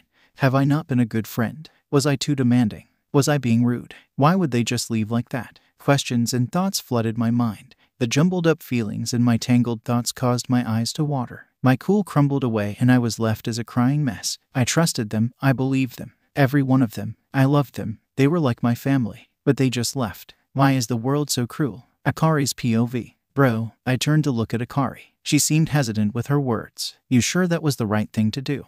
I don't know, I replied, looking away to the black abyss. But it would have been the best for him. But I can feel his sorrow reaching out to me. Shiko cried. How is that okay? You left that child heartbroken? Yeah, Akari. You should have put an actual decent explanation in that note. Gonzo sighed, shaking his head. Look, I understand that you guys feel guilty. I do too. I'm pretty sure we all do. I took a deep breath before continuing. But it's the best to cut ties when necessary. I paused, trying to calm myself down. Providing him an explanation would have caused him to look for us. We can't risk him getting hurt, I said. He knows how to move from dimensions. He'll certainly look for us if we said that we left because we didn't want to cause him any harm. I could see some of the other Kitsuna nodding their head in agreement. You get what I'm saying. If he finds us, we'll all be in danger. Not only the disease that we're causing him, but he will be after him. I winced. You know how harsh he is when it comes to newbies. He has even killed some himself. It was the best thing to do for all of us. I finished. It may be harsh, but we all should face reality. Izuku's POV. For the past few days, I was utterly in shock. No matter how much I tried to deny the fact, I knew that they had left me. They were with me 1 second and gone the next. Just like that. My classmates seemed to be concerned about me, even Kaken, which was surprising. They brought me food and gifts while I locked myself up in my room. The teachers came to see me too. What a terrible person I am. Everyone is trying to cheer me up and the only thing I'm doing is being a burden. Maybe that's why they left. Because I was only being a burden. I stood up from where I was sitting on my bed, going to the bathroom. I washed my face and looked at the mirror. I was surprised at how tired I looked. There were dark circles underneath my eyes. My eyes looked so dull. My hair was much messier than before and I looked sickly pale. I looked so lifeless. I took a quick shower, changing into some new clothes. Then I packed my stuff. I was getting ready to leave when someone stopped me by grabbing my shoulder. I was a bit surprised to find someone else up so late. Where are you going, Midoriya? By the voice, I could tell it was Kirishima. Yeah, where are you going? It's very late, you know. I could hear Ada's voice too. The lights turned on to reveal all my classmates. I felt a bit of pain in the chest, but it wasn't as painful as I expected it to be. I'm leaving, I said, taking Kirishima's hand off my shoulder. If you're thinking of stopping me, don't even try. I saw some of my classmates open their mouths, wanting to say something, but they closed it again. I almost laughed at how funny that looked. They looked like goldfish. After what seemed like hours, I turned away from them and left the dorms. They didn't stop me, which had hurt me a bit, but it's much more easier this way. This time, I'm going to be an actual vigilante. The next day, I decided to start off by doing small stuff like helping people on the street, carrying stuff for elders, and saving small animals. Then, when I get enough trust from the people in the city, I'll start doing greater work, like defeating villains. I'll just have to build up from the smallest stuff. How annoying. This is going to take a long time. I sighed as I landed on the roof of the next building. I guess it could be considered patrolling the city. Since those heroes aren't going to do their job correctly, I might as well do it myself. Just in one day, I've seen 9 villains cause trouble for the citizens and I haven't even finished patrolling half of the city yet. That's a whole lot. I have helped out a bit. Even though that went against my own rules that I have set for myself, it couldn't have been helped. If I didn't do anything, the citizens would have died on the spot. I wouldn't wish for anybody to die, just because of a simple rule that I've set for myself. Other than that, what's scaring me is that fact that my quirks aren't working correctly. Only my Kitsune quirk is working. Actually, it's getting stronger. But the other 2 quirks, it's getting weaker rapidly. And at this point, I don't think I can even use them anymore. Also, my hair would stay white and my eyes stay gold even when I haven't activated the Kitsune quirk. It's very strange. This never happened before. But thankfully, I don't have to constantly use my quirk to disguise myself. Ever since my appearance changed permanently, nobody noticed me. My mother was the one person who did, but not many people realized that the new vigilante was me. The sudden attention about me wasn't expected nor ideal. My plan of having a peaceful debut seemed shattered, but this just makes my work so much faster. I guess it wouldn't be that bad. I needed the fame for my next actions anyways. It wouldn't be until next month until I do it, but I could still train for it. After all, defeating Overhaul wouldn't be an easy task. Akari's POV. I felt a pang of guilt flood me as I watched Izuku. He seemed so upset and shocked. Hopefully, he gets better soon. I can't bear to see him like this, but it's for the best. It's the best for him and it's a best for us. Bro, you watching Izuku again? Akari asked. I nodded. Stop stalking him, dude. I am not. I yelled back, turning away from the fox marble. M2. Akari yelled. Am not. M2. Would you guys just shut up? You yelled. We stopped yelling immediately and you looked at us. He seemed very upset. Akari, I get that you're very upset. We are too, you said. But this is what you decided to do. And since you are the leader, you are to take responsibility for it. I know, I sighed. I just feel a bit empty. I know that staying with him is just going to hurt the both of us ... but I just can't help it. I understand, Ku said, popping up from behind me. He was precious to all of us. Guys, stop being so depressing. Shiko whined. We'll see him again anyways. He just has to pass the test, doesn't he? Yeah, guess so. But you do know how hard that test is? Takako said. I mean, don't we all have to go through that test? That's how we became guardians. Shiko said. Izuku's probably going to go through that too. But you do remember that the new keeper is very strict about those now. Even like the newest kitsunes gave up because of how strict the rules were. Kohaku butted in. Besides, we're the only kitsune group without a magic kitsune. If Izuku is to actually pass the test, he's going to live his life with us forever as a kitsune. Not as a human, but a kitsune. True, everyone else has one all-round magic kitsune in their group. I mumbled. He's not going to be able to quit afterwards. The keeper wouldn't allow it. Yeah, considering how much the keeper was observing Izuku. Hikari sighed. This is the first too, a human becoming a kitsune. Now that I think about it, we were all foxes before actually becoming a kitsune. Are you dumb or something? You just realized that now. I mocked my sister. Oh, you want to go? Hikari challenged. Square up, bro. Square up. You two, stop it. He'd said. We're only here as a small vacation. We'll have to go back to the human realm where Izuku is. That's the world that we're supposed to watch over for the rest of our terms. True, at least we're not going to some weird world like the others. Q shuddered. Let's just rest for now. Tomorrow's going to be a more complicated day. One by one, all the kitsunes left to their resting places. It was only me and Keed. We stood quietly in front of the kitsune marble, watching Izuku. Keed broke the silence. Why are you so fond of him? I'm very fond of him myself, but you must certainly have a different reason for it. He'd said, eyes glued on the marble. I stayed silent as I remembered the past. No big reason. I'm just thankful to have such bright light in my life, especially after all the dark events I have been through. He'd sighed. I guess we both have similar reasons. I'm thankful that you have chosen to leave Izuku when we learned about the sickness, and that we were causing it. Like I've said, it's the best for the both of us. I replied. He'd turned away, leaving me to go rest. I stared at the marble for a bit more and let out a light chuckle. Besides, I'm positive that we'll meet again. Very soon. Izuku's POV. I keep seeing small visions of the kitsunes, and even in my dreams, they appear, saying that we'll meet very soon. Although I didn't trust the visions or dreams, I was really desperate. I wanted to see them again. I wanted an actual answer, and I was hopeful. I was hopeful that there was a different reason on why they left me. I was hopeful that I would be able to laugh and spend my time with them like I've always did before in the past. To be honest, I didn't live a very hard, depressing life. I had it fairly easy throughout my life. Living without a father was hard. Getting bullied by Kaken was hard too. But considering how much blessings I had and how much love and happiness I got, the hardships are nothing. I'm just being a baby right now. I knew that I was just trying to deny the fact that the kitsunes were gone. But I accepted the fact now. I felt very empty afterwards. I've visited my mother a few times, but it seemed like she was getting sick every time I visited her. She was very pale, thin, and her eyes seemed lifeless. Her lips were dry and pale. They didn't have the usual color. Her hair was messy as well, and by what it seemed, I don't think her eyesight is okay either. She seemed very weak, and it concerned me. I've asked her several times what was wrong, and she refused to tell me. So I decided to settle in with her instead of her living alone. It would be best for me to stay with her. Anyways, today I had made an appointment with the quirk doctor to see something about my quirk. Like the only quirk that was working for me was the kitsune quirk.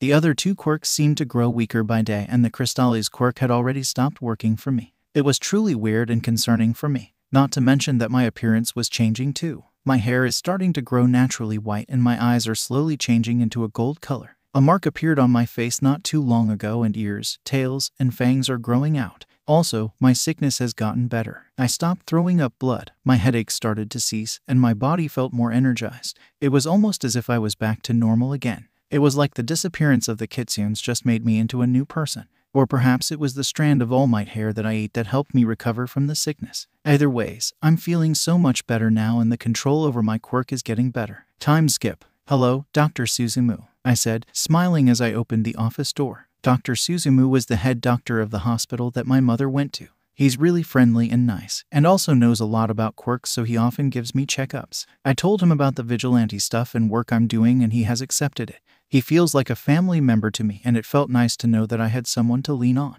Hello, are you here for your mother's checkup today? He asked, smiling at me from his desk. Yes, but I'm also here for a quirk checkup. I've been seeing some problems, so. I chuckled as I helped my mother sit. I frowned when she almost fell down from her chair. She couldn't even see me anymore, so my concerns are growing every day. She had hearing issues. She couldn't feel anything. And sometimes ...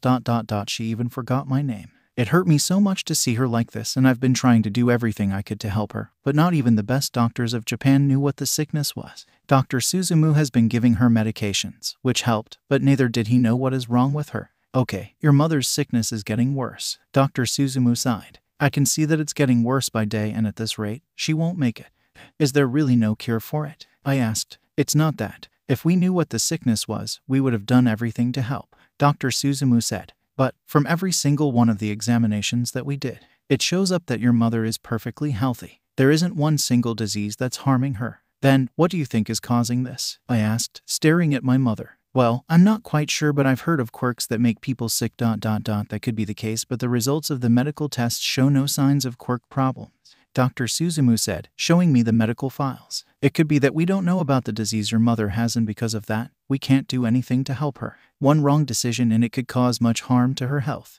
I understand. Thank you for helping us, though. I smiled sadly. It means a lot to us. Don't thank me. Everybody would do the same thing. Dr. Suzumu smiled, placing his hand on my shoulder. Now let's get to your quirk checkup. I nodded and sat in the office next to my mother. Dr. Suzumu went out to get some stuff and shortly came back with a few files. He also took me to test my quirks and just a short medical examination. Once we were back in the office, he went through the files. There was a long, awkward silence, and I could see from his expression that something was wrong. Seeing his concerned expression made me feel very nervous. He opened his mouth only to close it again and sighed. He looked at me very seriously, seemingly looking for the right words to say the news. He just stayed silent for the next few minutes, which made me more anxious. Okay, is there something wrong? Am I sick like my mother too? I asked, getting tired of the silence. Dr. Suzumu shook his head and handed me the files, both the old and new ones about my quirk. He still seemed to be thinking of an easy, nice way to say this because I could see how troubled he was. In the old files, it read that I had 3 quirks. It stated the type and powers of the quirks, drawbacks, and cautions I should take just in case. In the new files, no words could express how shocked and confused I was. Dr. Suzumu, this is a joke, right? I looked up from the files, staring at the troubled doctor. This can't be true. There's no way that this could be true. I'm sorry, Izuku, but it's true. I'm having a hard time figuring this out myself, Dr. Suzumu said, massaging his temple. There's no possible way that it is true. Something like this has never happened before. I don't understand, I said, confusion clouding my head. I don't understand either. But you do know that the test results are true,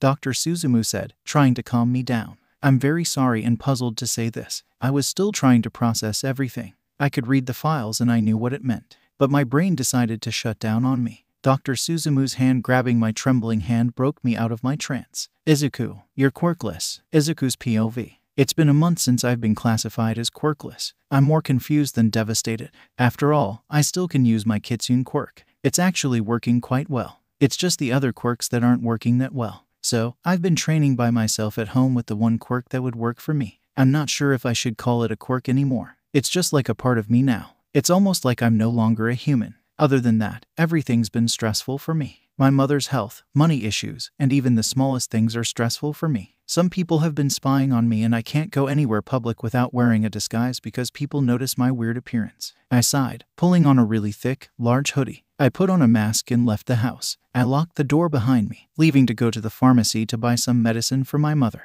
I really had to be careful not to get caught. Excuse me, I'm here to buy some medicine, I said, looking towards the person at the counter. For Izuku MIdoriya. The woman looked at me and asked some questions. After confirming some stuff, she nodded and went into a room. She came back not so well. Okay, we'll have your medicine ready after a few minutes, the woman said. She went back into the room, coming out after a few minutes with a bag in her hand. Here's your medicine. I paid her and left the pharmacy, going to the market afterwards. I bought some fruit and other ingredients. Then I bought a necklace for my mother, just like how she bought one for me before, the one I used for the contract with the kitsunes. I still have the necklace, just that it's hidden away so it doesn't bring back bad memories. I walked back home, silently rethinking about everything that has happened. Although, I felt like I have gotten over it. I guess I truly can't stop thinking about how the kitsunes left me. The quirks are confusing. My mother's sickness doesn't seem to get any better, and the money issues with me not having a job and my mother getting more sick, it's just so stressful. I sighed for like the umpteenth time today and unlocked the door. It was oddly quiet, but considering my mother's condition right now, I shook it off. I closed the door behind me, locking it again,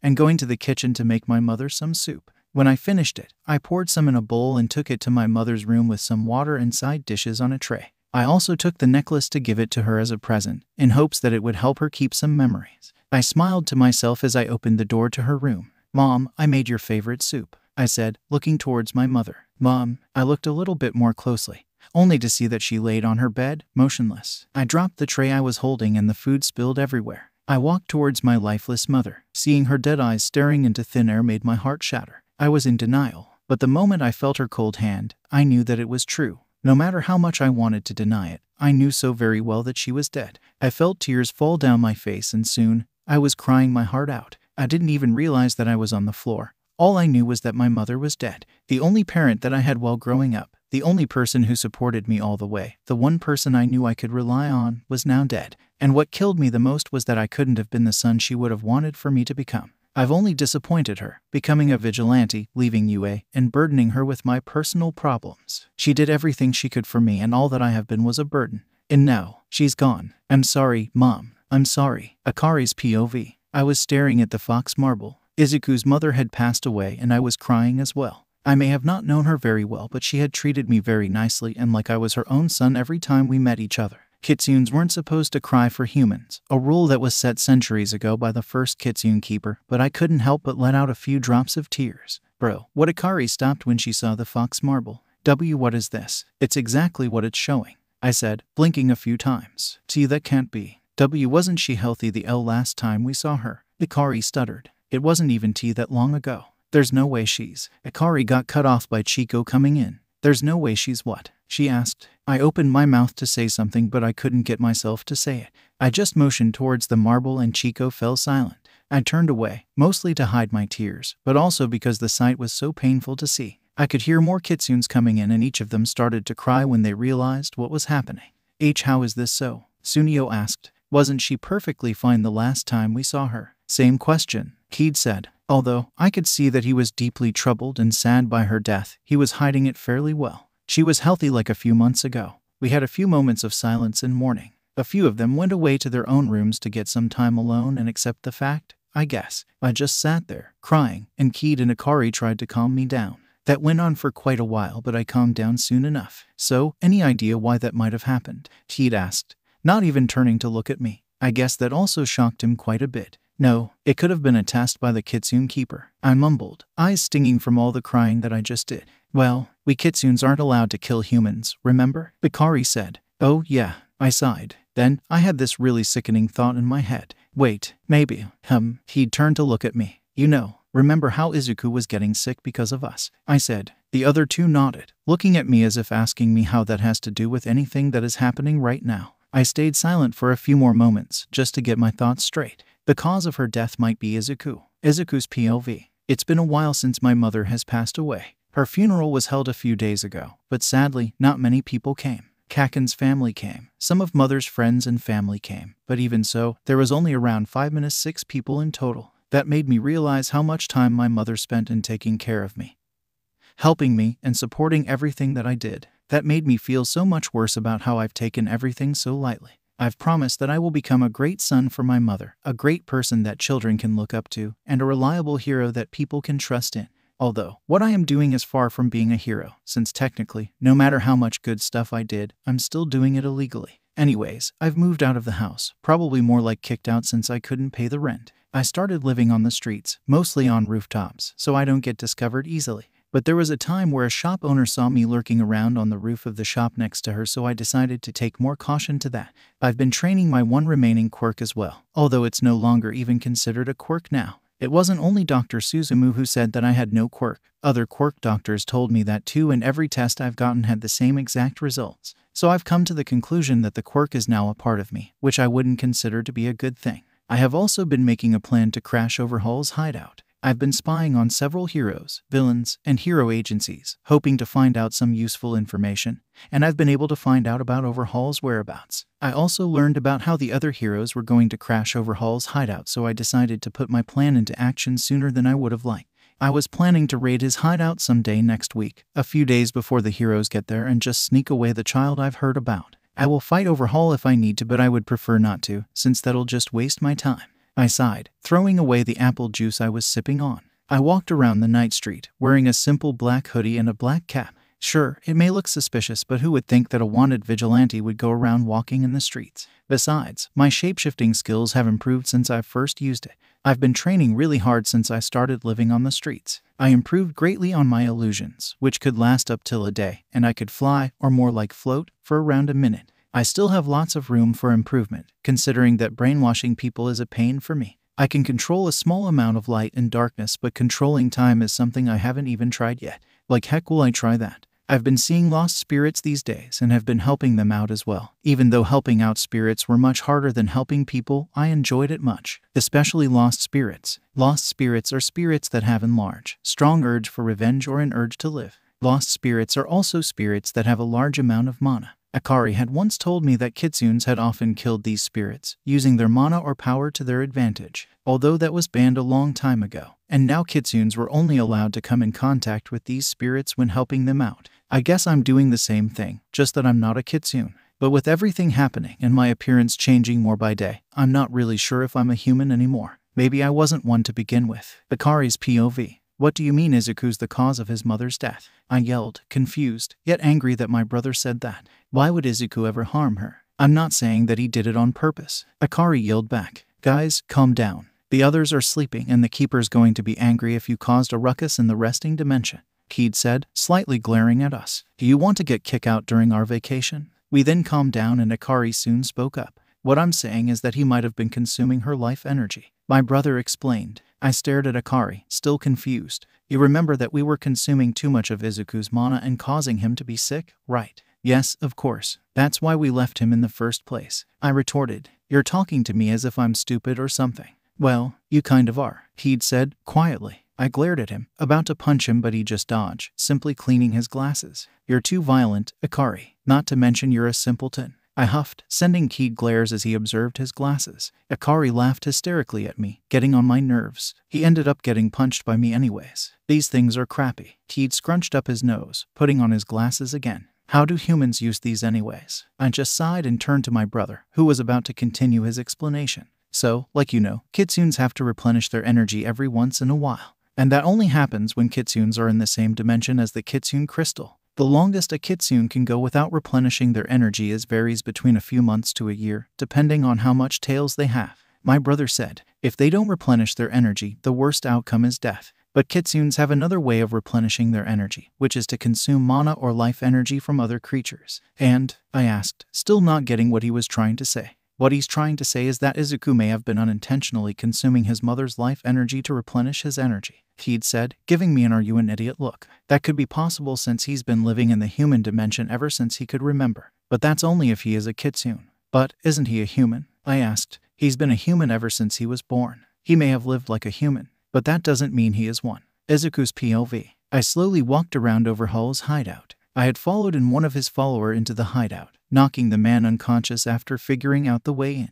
I hid him somewhere, making sure he was out of view before swiftly shapeshifting into the man's appearance. Hey, go take the girl to her room. I looked up, seeing a person wearing a white raincoat looking at me. I looked around, only seeing me, and pointed to myself. I tilted my head and the man turned fully towards me. Are you deaf? He asked, letting down the small girl he was carrying. Go take this girl to her room. I have other stuff to do. I nodded, looking at the small, trembling girl. She had long, bluish, white hair that reached down to her waist and large, bright red eyes. She had a small horn on the right side of her forehead. The poor girl was wearing a short-sleeved dress, dirty and old. I was certain she was the girl I was looking for. I took the girl by the hand, walking towards who knows where when I made sure the raincoat guy was gone. Where's your room? I asked, quietly. She slowly pointed to a certain direction. I looked down at her, only to see her trembling more violently, and she looked like she wanted to cry. There were bandages wrapping around her arms and legs. I stopped, crouching down to pick her up. She seemed surprised, but I carried her, patting her back softly as we walked down the hallways. Do you want to leave? I whispered, only so that she could hear me. Ho, would you like to leave this place? Go outside and play? I asked, this time turning the girl around so that she facing me. Why yes, but that's not possible, she said, grabbing onto my clothes. He wouldn't let me. If I do, people are going to get hurt. I frowned, sighing as I let her down.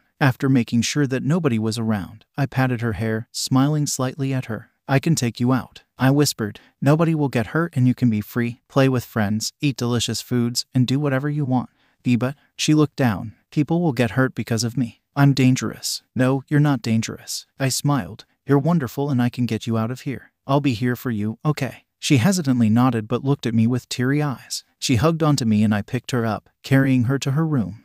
How are you going to get me out, mister? The girl asked, nervously sitting on her bed. My name's Izuku MIdoriya. Just call me Izuku. I smiled, turning back to my normal appearance. What's your name? She stared at me, surprised. I smiled at her and she seemed to relax a bit. I'm Marie, she said, seeming much more comfortable. Here, I don't think you have anything important here, so I'll make this quick, I said, seeing the girl nod. I cut a piece of her hair and created an illusion of Eri. I sighed, heart thumping when I saw that the illusion was really similar to Eri. Eri seemed astonished at her image and I made sure that the illusion was acting like how Eri would.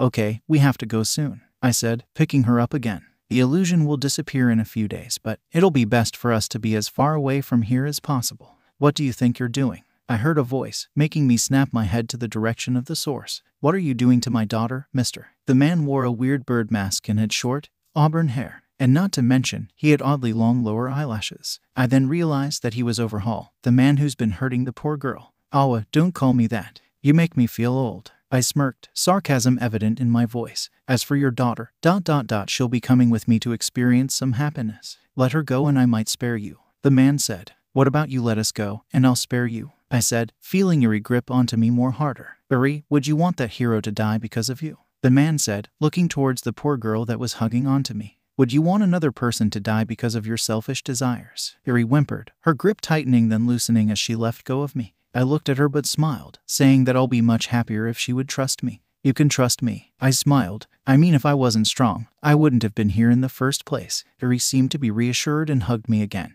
This time a bit more tighter than the other hugs. Overhaul seemed to be losing his patience and came closer to us. I noticed that our surroundings were slowly shifting. Fridge. I've never tried this before but I guess I have no choice, I muttered, getting ready to use my quirk. This would have been moo. Overhaul wasn't able to finish his sentence as I have stopped time. I let out a sigh of relief as I debated on whether finishing him off or just teleport to somewhere safe. I took a small glance at Eri, who seemed to be unaffected by my quirk. I guess I was just lucky this time. I groaned, noticing that the only thing that froze in time was Overhaul. But I guess he still had his consciousness. Well, then, let's take him along with us.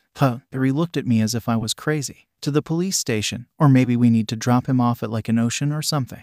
I trailed off, thinking of a safe and good place to drop him off at. I'll just take him to the police station. Besides, I don't know my limit with this time freeze ability. Eri nodded and I told her to get onto my back. I held onto Overhaul, which I had to carry in my arms while we teleported from place to place. Hold on tight, I said. This might take a while. Since I couldn't yet teleport long distances at once, I had to stop every several miles and teleport again. But after a bit of teleporting, we arrived at Tartarus, the special prison for villains. Oh gosh. Well, excuse me, I yelled, plopping Overhaul down onto the ground. We have a villain over here. When I continued to yell, I saw people running towards us. When I made sure that Overhaul was well restrained, I sent the guards a small smirk. I picked up Eri, teleporting us in small distances, eventually reaching back to where I was staying. The streets. Izuku, where are we staying? Eri asked. Well, I usually lived on the streets, but I know where we can stay at. I smiled. Let's get some dinner before we do anything else though. Izuku's POV. I sighed, setting the tired girl on the bed.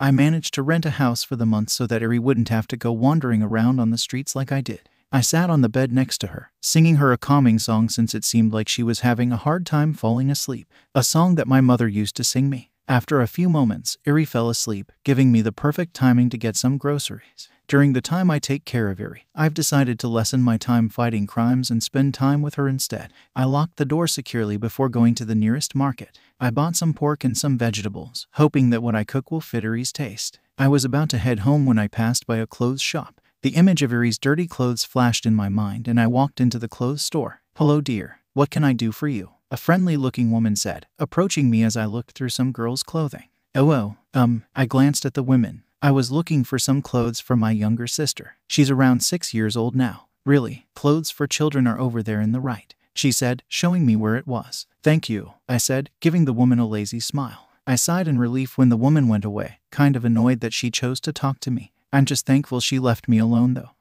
This seems cute, I muttered, holding up a red pinafore. I saw that it was a set with a white dress shirt. I set the pinafore down, thinking that it would be a bit too uncomfortable for Eri to wear. I took it anyways, deciding to come here later with Eri, seeing which clothes she wanted most. But before I left, I got some other clothes. Thankfully, I had enough money to pay for them. I guess working a whole bunch of part-time jobs have paid off. The next day, I woke up on the couch, seeing Eri still asleep on the bed. I got up to cook breakfast. I decided to cook katsudon, since it was the only food I knew to cook. I did know how to cook other foods as well. It's just that I didn't want to burn the house down. Eri, wake up. I made breakfast, I said, lightly shaking the girl. Be breakfast? She asked, rubbing her eyes as she sat up. What's breakfast?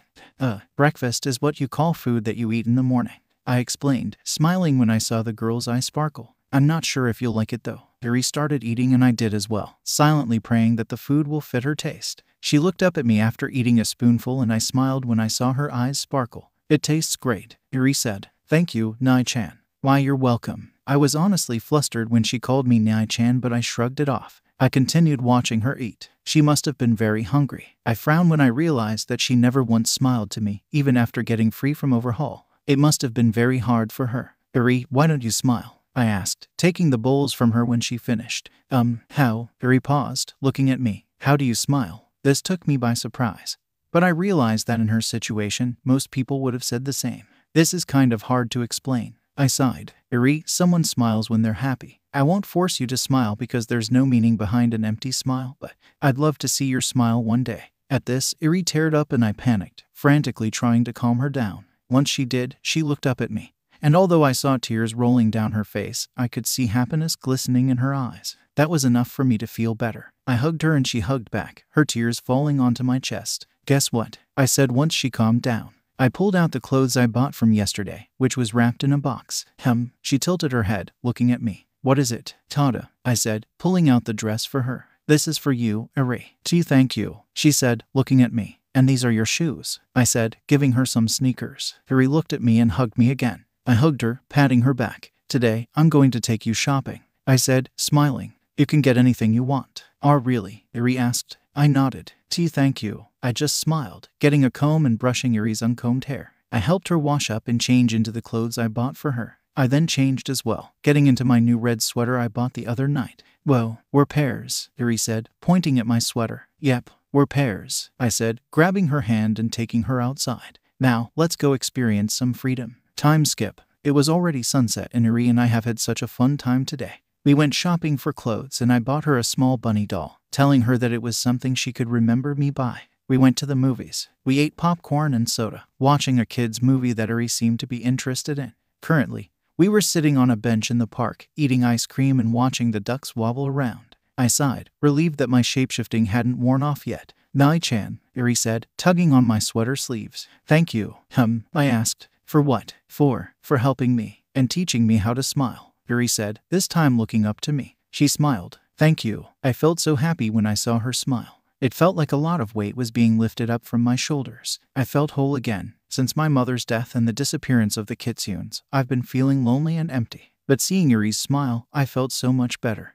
You're welcome, I smiled back. But I'm thankful to have met such a nice, wonderful girl like you. I've had such fun with you, something I've hadn't experienced for the past few months. So thank you, Eri. Eri smiled more brightly and we soon decided to head back. I helped her get changed into her new pajamas and I got changed myself. I sang her a lullaby again, running my hand through her soft hair. She looked at me, smiling a little. Good night, Nai-chan, she mumbled. I smiled, kissing the sleeping girl on the forehead. Good night, Eri. Izuku's POV. I woke up to the chirping of the birds. When I did, I heard some gasps coming from Eri. I hurriedly looked over to her, seeing her horn much larger than yesterday. She seemed to be in pain and I realized that she's struggling to contain her quirk. It hurts, Eri whimpered, squeezing her eyes shut as she wrapped her hands around her head. And my head hurts. It's going to be okay, Eri, I said, picking her up. Just hand on. I'll get help, okay? Eri nodded and grabbed onto me. I felt her horn on my shoulder and my head started hurting, probably because of Eri's quirk.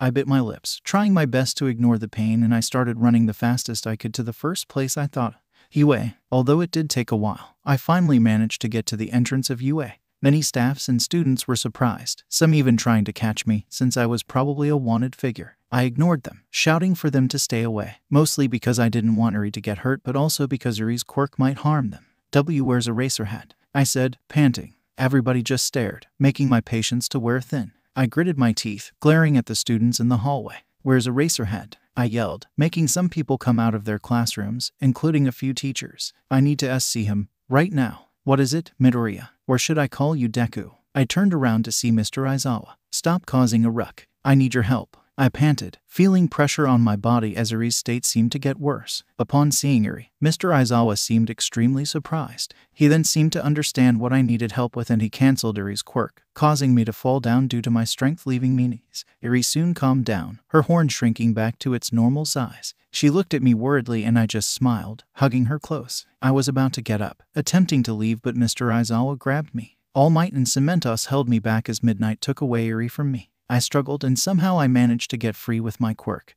even though Mr. Aizawa was obviously using his quirk on me. "Nai-chan," Eri said, hugging onto me. "Who are they?" "These people here are pro heroes." I smiled bitterly. "They're going to keep you safe, since I obviously won't be able to." Eri looked at me, concerned with a hint of confusion. Eri's quirk would go out of control again. And if she stays with me, she's not going to be able to get the proper training she needs. Besides, she's most safe with the heroes, not a criminal like me. I wanted to leave, but I was held back by Mr. Aizawa's bonds. Plus, All Might was crushing me with his quirk and couldn't even move no matter how much I tried. I sighed, rolling my eyes as Midnight started giving me a lecture about some stuff I wasn't even listening, to be honest. "We'll deal with you later," Mr. Aizawa sighed, picking up Eri. "Come with me, Deku." "Fine, geez," I huffed, walking next to him. "Why bother changing your vigilante name anyways?" Mr. Aizawa asked, looking at me with a displeased look. "Just having to deal with villains are annoying. Don't add on to it." "Well, I wouldn't have if you heroes did your job correctly," I spat.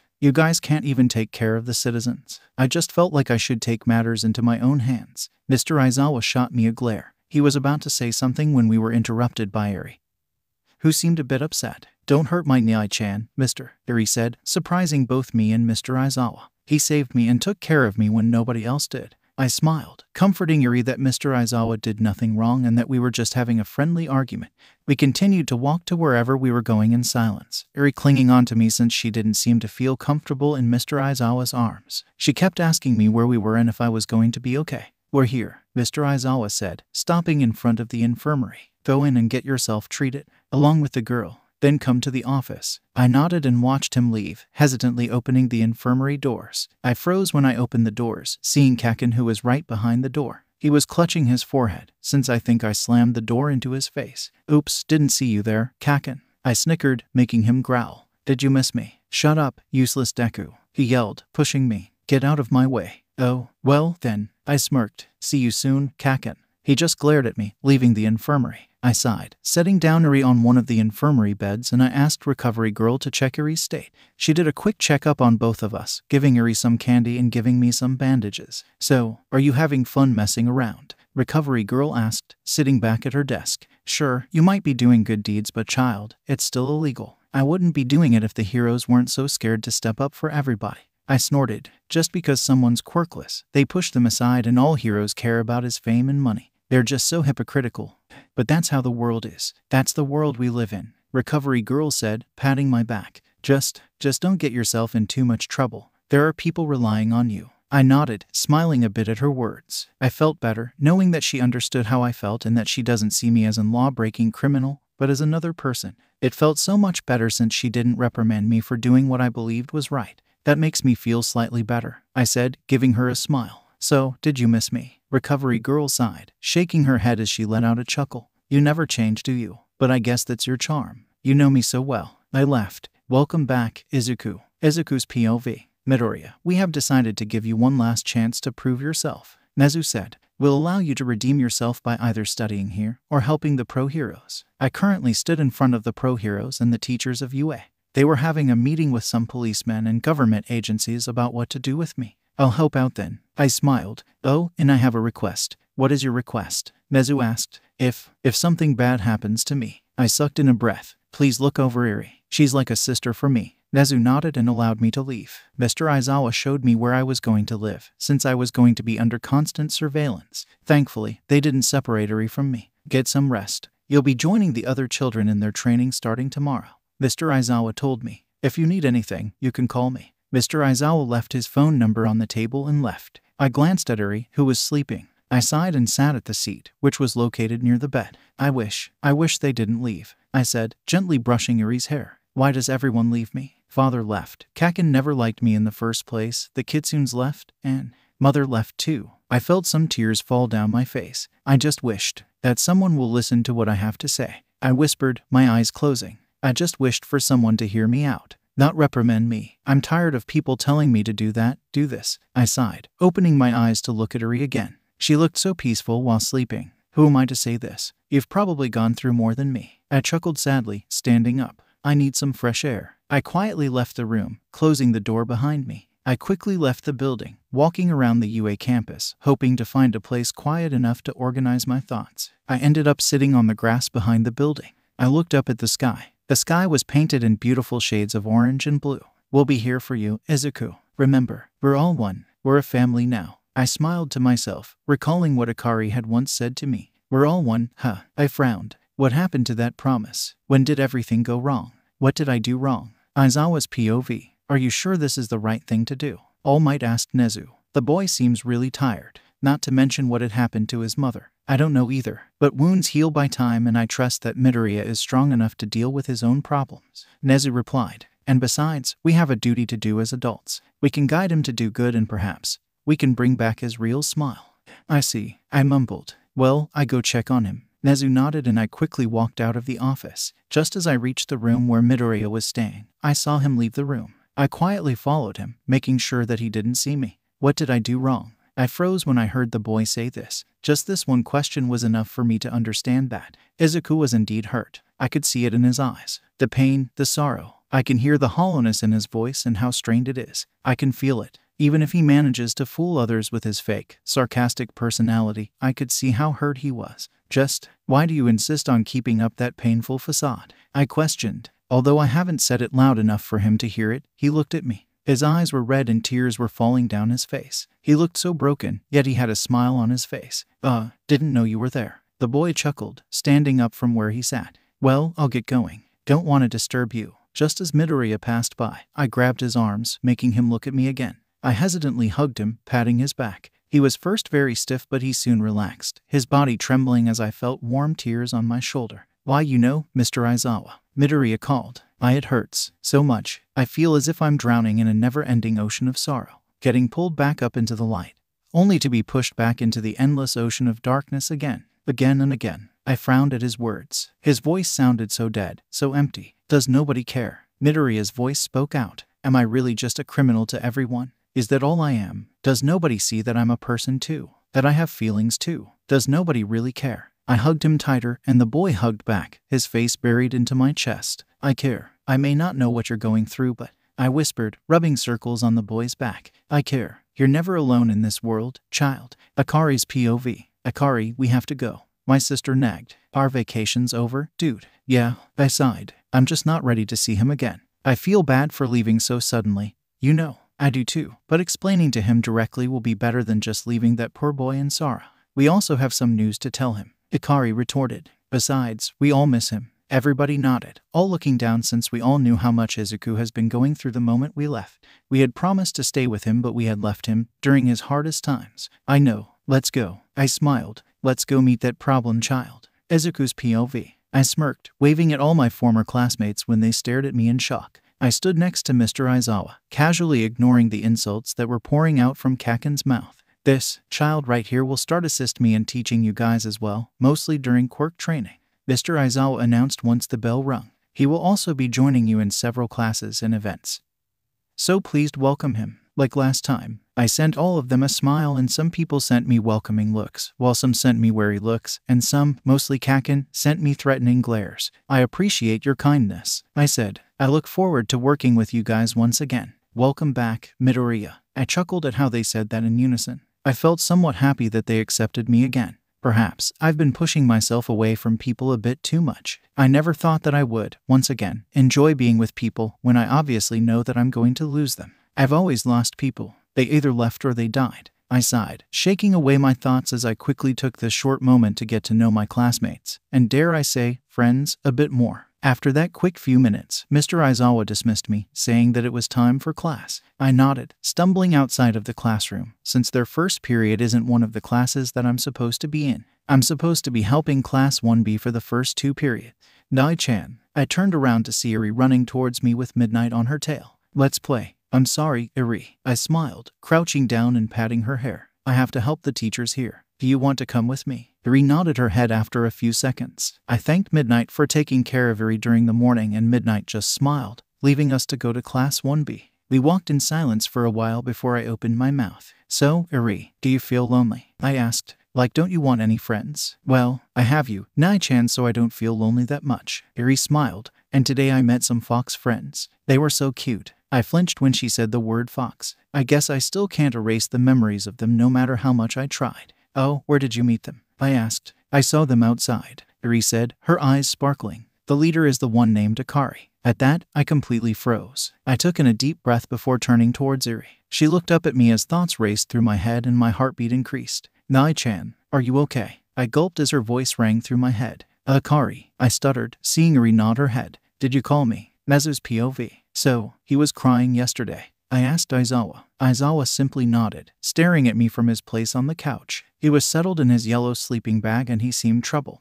That child. He causes so much trouble. Aizawa sighed. I'll get going. I need to check on that problem child. Aizawa slowly shuffled out of my office, leaving me and All Might in the room. I just stared in amusement as I saw Aizawa lay on the floor once he was out the door, rolling on his side towards the direction to his classroom. I heard a sigh come from All Might, who had gone to close the door to the office. I do think that the boy does cause quite a bit of problems. All Might chuckled, sitting back down on the sofa in front of mine. I paused, staring at the warm cup in my hand. I honestly didn't know how to reply to that. No matter how much I tried to think on the messy green-haired boy's thought level, he always manages to surprise me. Sometimes, he goes beyond my expectations. Well, he must have his reasons. I replied, sipping my tea. All Might, have you thought of a reason on why you still have your quirk when Midoriya was said to have eaten your hair? I sighed when I saw the confused look on All Might's face. Even I can't seem to figure that problem out. Although if he were to become a hero, he would become a great, powerful one that provides the civilians with a sense of safety and comfort.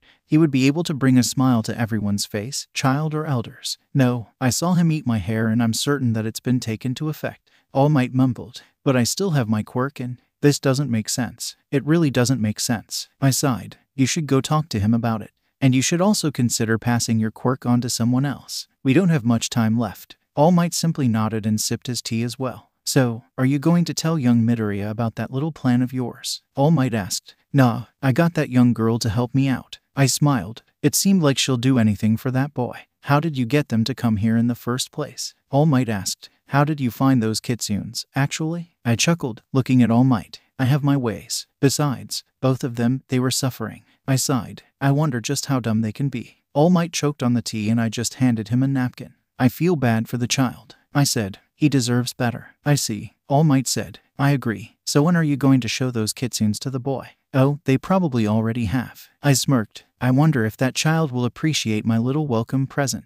All Might sighed at my words, drinking his own tea. I'm sure that he would appreciate it. Izuku's POV. So, you only left because you guys were causing my sickness. You guys don't hate me? I asked, choking back another sob. Of course. We love you, Izuku. Akari chuckled, handing me a tissue. We're sorry for leaving you just like that. But, we just couldn't bring ourselves to tell you. And we needed a small vacation to recover our energy. They gave me a necklace and a bracelet, which both had a small blue marble in the center of it. This is for you. We got it during our vacation. Think of it like a souvenir. Hugh exclaimed. We won't leave you like that again. For the past hour, the kitsunes told me everything from why they left me to what they thought was happening. I was very upset when they suddenly showed up, after disappearing. But I was more happy than upset, honestly. Midnight and Cementos had to take Eri away so that I could have a private conversation with all of the kitsunes, who were all in their human forms. And, we're sorry to hear that your mother died, Izuku, Akari said, and I just gave them a sad smile. It's okay. Everyone's bound to die one day. I replied, sighing. I'm happy to finally see you again. Some of the kitsunes flinched, quietly whispering something to each other. It was quite strange since they weren't usually the type to keep secrets. And several quirk doctors said I was quirkless. But I can still use my kitsune quirk, so I'm very confused. I explained, shaking off their reaction. Isn't it confusing? When I said that, all the kitsunes tensed up, glancing at each other awkwardly before looking back at me. Akari and several others were fidgeting and playing with their own fingers. They were acting like little children who got in trouble, and honestly it looked pretty funny. It's just that the atmosphere in the room was too dense and serious. Is something wrong? I asked, confused, but mostly worried about their actions. Well, no, it's nothing. Yonzo sighed. Can we talk about this after lunch? I am suddenly hungry all of a sudden. I nodded, following them to the cafeteria. Even though I could sense that something was off about them, I decided to keep that to myself and wait until they tell me truthfully about what they were hiding. I couldn't help but feel a bit hurt, since they had promised me that they'd trust me. Yet, they can't tell me a single secret. I shook the thought off, sighting down between Ryu and Kohaku with my lunch. I quietly picked on my food for a while, deep in thought before Akari snapped me out of it. Hey, are you not going to eat that? Akari asked. I can eat it for you. Of course I'm going to eat it. I snapped, shooing his hand away. Anyways, what is it that you're hiding from me? I told you everything from when you guys left and to how I met Eri. You're not going to like what I'm about to tell you, but I guess it's better for you to know about it faster. Akari sighed, looking away from me. Listen closely, Izuku. However, before Akari could say anything, the door to the cafeteria was slammed open, showing Kaken standing there. He looked super mad and looked my way, but I sent him an annoyed smirk. He stomped towards where I was and attempted to punch me, which I swiftly dodged. And of course, I had to punch him back. Fancy seeing you here, Kaken. I smiled, innocently watching him clutch his stomach. Did that hurt? Anyways, what's up? You little... Hey kid, just leave us be. Akari snickered, interrupting Kaken. Young ones these days. How lucky. Akari sighed like an old man and the rest of the kitsunes laughed, dragging me away from Kaken, who was actually really angry. I must say, I've never seen him that angry, but I ignored it, returning my attention to the kitsunes. Anyways, as I saw, everyone please return to your classrooms as quick as possible. A voice interrupted. I soon realized that it was Mr. Aizawa speaking through the intercom, and I quickly dragged the kitsunes along to my assigned classroom. Class 1A, completely forgetting about the secret the kitsunes were planning to tell me. There was a small break-in by some villains. We are suspecting him to be a member of the League of Villains, and we have received reports that there are more villains acting recently. Mr. Aizawa said once everyone was back in the classroom. We are planning to use this chance to let you guys, under a pro hero's supervision, do actual hero work. So, basically another internship? Ida asked. Didn't we have one not too long ago? Yes, but you will be taught from the basics, since all this time you guys only got yourselves in trouble, Mr. Aizawa said, sighing as he looked at each and every one of us, including me. Izuku, you are to help me train Eri from now on, and you will also patrol the city with me. Yes, sir. I smiled. You can totally count on me. Mr. Aizawa sighed, shaking his head. He dismissed everyone else, since they were supposed to leave for their internships early tomorrow morning. He told the kitsunes and I to stay, saying that he had something to discuss with us. We have given you this chance again, problem child. Do not waste it, since this is the very last chance that we can allow you. Mr. Aizawa frowned, massaging his temples. The kitsunes are to stay with you, however. They aren't allowed to leave the school campus on the weekdays unless given permission from the school faculty. The kitsunes nodded, letting out small grumbles. They will also be required to help out at UA and will be joining the training that you and Eri will be going through. Mr. Aizawa finished, standing up. If they cause any trouble, you will be charged responsible for their actions, Izuku. I nodded, sending the kitsunes a warning glance before smiling at Mr. Aizawa. He just huffed, leaving the room. The moment he left, I wanted to ask the kitsunes about what they were hiding again. However, Eri barged into the room, hugging me and the kitsunes. Nai-chan, Mr. Aizawa said that we'll be training together starting from tomorrow. Eri smiled, her eyes sparkling. Are you excited? I asked, softly patting her hair. I smiled as Eri nodded enthusiastically. She ran over to Akari, asking him to lift her up. He did so, easily setting her down to sit on his shoulders. I chuckled at how close Eri was to everyone. It oddly made me feel warm. Izuku, Akari called, making me snap out of my thoughts. Don't ever think that you're alone, okay? You have us and many people care about you. Thank you. That makes me feel better. Izuku's POV. Today was the first day of our training. Eri seemed very enthusiastic about it, but once the actual training started, she seemed to get very tired. The kitsunes seemed to get tired as well. Mr. Aizawa was pretty serious about this training, I guess. The training mostly consisted of Eri's quirk being used on plants, and Mr. Aizawa made her use it on me once. It hurt like heck, so Mr. Aizawa forbid Eri from using her quirk on other people for now, until she could control her quirk better. The kitsunes were also training me during that time when we were not needed for Eri's training. Apparently, the quirks that I have lost aren't really gone. It's just that I don't know how to use it properly and probably just got buried by my other powers. I could use the crystal quirk and the nature quirk if I trained it properly. That's what they said. I sighed as I massaged my shoulders. It was break time, currently, but soon I'll have to go back to training. Nai-chan, Mr. Aizawa was calling for you. He said that you're going on an emergency patrol, Iri said, running towards me. He told me to tell you to meet him at the entrance of the school. Oh, okay. Thank you for telling me, Iri. I smiled, patting her head before standing up. I'll be right back. Okay, I'll be waiting. Iri smiled back as I left the gym. I gave her one last wave as I closed the door. I smiled to myself as I remembered how happy Iri looked these days. She's finally healing from her past scars and starting to open up with others. She's no longer scared to express her feelings, and seeing her get better somehow makes me feel better. Perhaps I'm just seeing my younger self in Iri. A boy who got hurt for being quirkless and a girl who was used for her quirk. Our pasts may have been different in several ways, but the fact that we both were suffering just makes me feel a bit closer to her. I just want to give her a happier life, a brighter future than the ones I had. I sighed as I arrived at the entrance to UA. I saw Mr. Aizawa and 3 of the kitsunes there. Mr. Aizawa seemed to be very impatient, and the 3 kitsunes, Akari, and Takako looked very nervous and concerned. Hey, is anything wrong? I asked. There's no time for a full explanation right now, Mr. Aizawa said. We'll explain you the details later, but there was a sudden villain attack at the main square. 6 of the kitsunes have been injured while protecting the citizens, and the rest, excluding the ones here, are helping somewhere else. Where exactly? I asked. And how did 6 of them get hurt? They're undeniably strong. Heed, Mori, Chico, and Masako went over to help the other pro heroes since there was a fire at one of the middle schools. Akari replied as we were quickly led out of the UA campus by Mr. Aizawa. The other 6, they're at the hospital currently, but they are said to be affected with some kind of magic. Not a quirk, but some weird power. Hey, how is that possible? Magic? I asked, following besides them. Are you sure it's not a quirk? Yes, several doctors confirmed the claim. The effect on their health system is agreed to have been caused by an unknown force, Mr. Aizawa replied. Then that means my quirk won't work on it, but that unknown force doesn't seem like they'll stop. We're currently focusing on keeping the citizens away from the area, but we have to find a way to at least restrain that person fast. I nodded, trying to process the information that Mr. Aizawa had told me. The idea that the kitsunes got injured was very foreign to me. Nobody would be able to deny that the kitsunes were incredibly strong, especially since they know how to use their powers effectively and have not lost a single battle I've seen.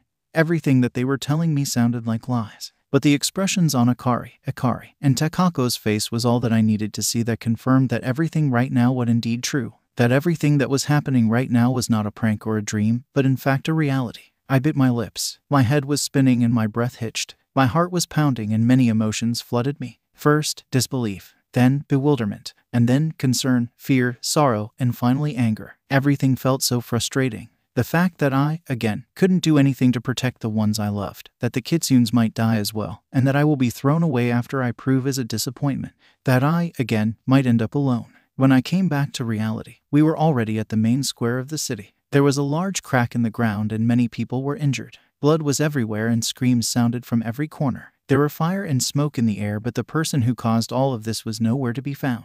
We were told to get everyone to safety, and after around 30 minutes, the firefighters came to help. The 4 kitsunes that were helping with a fire at a middle school came to help as well. Thankfully, the fire wasn't that big and there weren't many citizens we had to help. Just as the situation started to cease, I saw a shadow moving amongst the people. It was incredibly fast and it moved into a dark alleyway. I narrowed my eyes to get a better glimpse at the person, but I was surprised to see Akari. He looked at me and we made eye contact. He simply motioned for me to follow him and entered the alleyway. Hey, wait, I said, following him as he quickly strode further into the alleyway. What's all this about, Akari? Why are you acting so suspicious all of a sudden? Akari simply laughed at my question and stood still. His white hair suddenly turned black, and blue flames started to surround him as his clothes changed as well. He was now wearing a black kimono. Child, how naive you are. It's honestly very entertaining to see you struggle through your life without knowing anything. Akari, no, the unknown male chuckled. The man turned towards me and I flinched. His eyes glowed a crimson red, and his skin was extremely pale. Everything about him was just so terrifying, not to mention the suffocating aura that surrounded him. Who are you? I managed to choke out. Who am I? A sly smile crept onto his face. How interesting. Seems like Akari didn't tell you. I frowned when he mentioned Akari's name. The man stepped closer to me and I stepped back. I'm the keeper, and I'm here to tell you the truth. Izuku's POV. The truth? I asked. The mysterious man simply nodded. I don't. Of course you don't get what I'm saying. The man sighed. I suppose Akari didn't tell you anything at all. As the leader of his group, he's certainly doing a terrible job. I stared at him in confusion and the man seemed to have noticed it. He chuckled and smiled at me. Perhaps I should cut them off from their duties. There are other kitsunes that do better than them after all. The man mumbled. He smirked. So, are you willing to hear the truth? I stepped back towards the opening of the alleyway, but the man stopped me. He had swiftly moved behind me, blocking the only exit. What do you want from me? I spat, glaring at him. Oh, I simply want to tell you the information you ought to know. The man snickered. Don't you want to know why your mother died and why you lost all your quirks? I stared at the man, shocked and terrified. Not many people have known about my mother's death, and nobody expect a few others knew about my quirk issues. But this man, that I've never met, knew so much about me. How do you know that? Who are you? I asked. I told you, haven't I? The man shrugged. I'm the keeper. I know everything. Anyways, enough with the chit-chat. If you aren't willing to cooperate with me, I'm going to have to force you. The man threatened, his smirk turning into a frown. Izuku MIdoriya, you want to know why your mother died so suddenly, right? I'll tell you everything, but whether or not to believe it is all up to you. I blinked slowly, barely managing to process what he had said. You killed your mother. Or well, I guess I should say your foster mother. The man said. I stared at him in disbelief and he just stared back at me. You're not a human, child. I thought you were smarter than that. You were born as a kitsune. You just grew up like a human. The man continued. I'm honestly surprised on how long you could survive here. But I have to say, it was quite entertaining to watch you grow up, without even knowing who or what you were. That doesn't make sense. I snapped back, hoping that this was just a dream, just a terrible nightmare, and that someone would wake me up. Then, why am I here? Why am I not in the kitsune realm? The man silently looked at me, only adding to my frustration. I could feel tears welling up in my eyes. I grabbed the man's collar and shook him, but the man still didn't say a thing. As if on cue, it started raining. First, it was a soft drizzle, but it soon turned denser. Answer me, I yelled. Calm down, child. The man sighed. He pushed me away, dusting himself off. He snapped his fingers, summoning an umbrella for himself. There was a war in the kitsune realm not long ago, around 10 years ago, I think it was. Your biological parents both died in that war. But before your mother died, she took you to your foster mother, asking for her to take care of you. How? What? Your biological mother and foster mother known each other since childhood. I won't dig too deep into that, but they've met each other through an odd incident. Anyways, moving on. The male side again. You were around 4 when you were taken in by your foster mother. At that time, you probably don't remember, but you killed your foster father as well. My father, but he left us. I muttered, looking down at the ground. How foolish. I thought by now, you'll be able to piece everything on your own. The man stepped closer to me, stopping right in front of me. I looked up, my eyes locking onto his. You lacked control and killed him. Your mother lied to you, saying that he left so you don't get traumatized. You killed her husband, yet she loved you so much. She took care of you as if you were her own son. The man said, an indifferent look settling on his face. Your foster mother was scared too. She was scared that you might hurt someone or even get yourself killed. So she brought you up as a human, thinking that it'll be better for you. So your body and mind naturally adapted to the human system here, nullifying your powers until now, which is usually the growing stage for young kitsunes. The man continued. Since you didn't get proper training to control your powers and you didn't get the proper energy you needed, you subconsciously started draining the life energy of your mother, the one person you were the most closest to. I fell on my knees, tears falling down my face as I took in the information the man had told me. No matter how much I told myself it wasn't true, my heart already knew that it was, in fact, the truth. The reason behind her death is you. The man whispered, crouching down next to me. If you don't believe me, you can go ask your kitsune friends. They'll most certainly be able to tell you everything you need to know. Well, then, I'll have to go, as I've run out of time. It was nice meeting you, Izuku MIdoriya, the keeper said, standing up. I look forward to seeing you again, but I doubt that you can pass. I looked up after the strange statement, only to find that the man was gone. I let out an agonized scream, crying harder as I clutched my chest. I was very well aware of the disgusted or confused stares I was getting from passerbys, but I couldn't care less. After a while, I stood up as well, staring at my feet in both disbelief and sorrow. Even though the rain was pouring, I couldn't bring myself to move. Why? Time skip. I slowly walked to my assigned room, leaving a trail of water behind me. I could barely walk right now and I felt as if my life had been sucked out of me.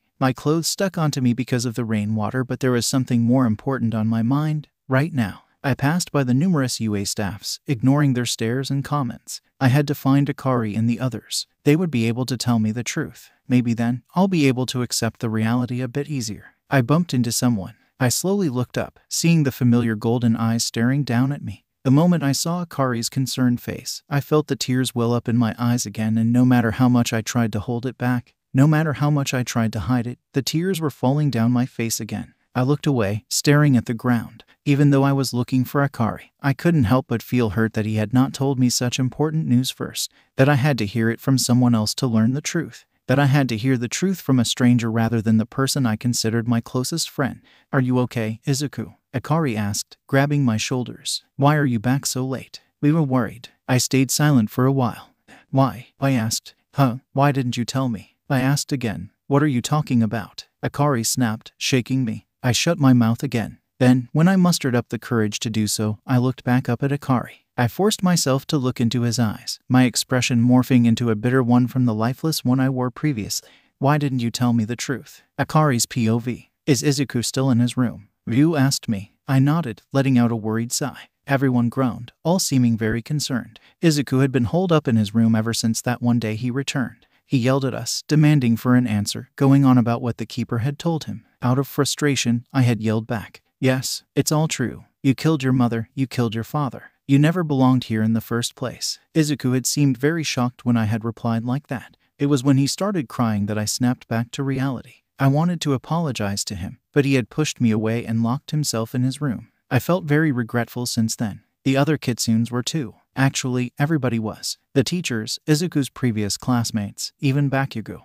Perhaps, if I'd been more careful with my words back then, Izuku wouldn't be as hurt as he was. He was obviously sensitive and scared by the sudden news he had been given by the keeper, and I yelled at him, which would just add on to his pain. "Bro, you were a bit harsh with your words." Akari nudged. "Apologize to him. You think I haven't tried?" I tried to talk to him several times, but he never opened the door. Not even for Eri. I frowned. I glanced at the small child who was currently quietly drinking milk. Eri has also been upset since Izuku locked himself in his room. She had also tried, several times, to get Izuku to come out, but nothing worked. He hasn't been eating either. "How long has this been going on?" Pete asked. "I think almost 2 weeks." I mumbled. "He's going to die at this rate." Everyone fell silent once I got those words out. The atmosphere got more darker and it was suffocating. I stood up, slapping my hands on the table to gain the attention of everyone in the room.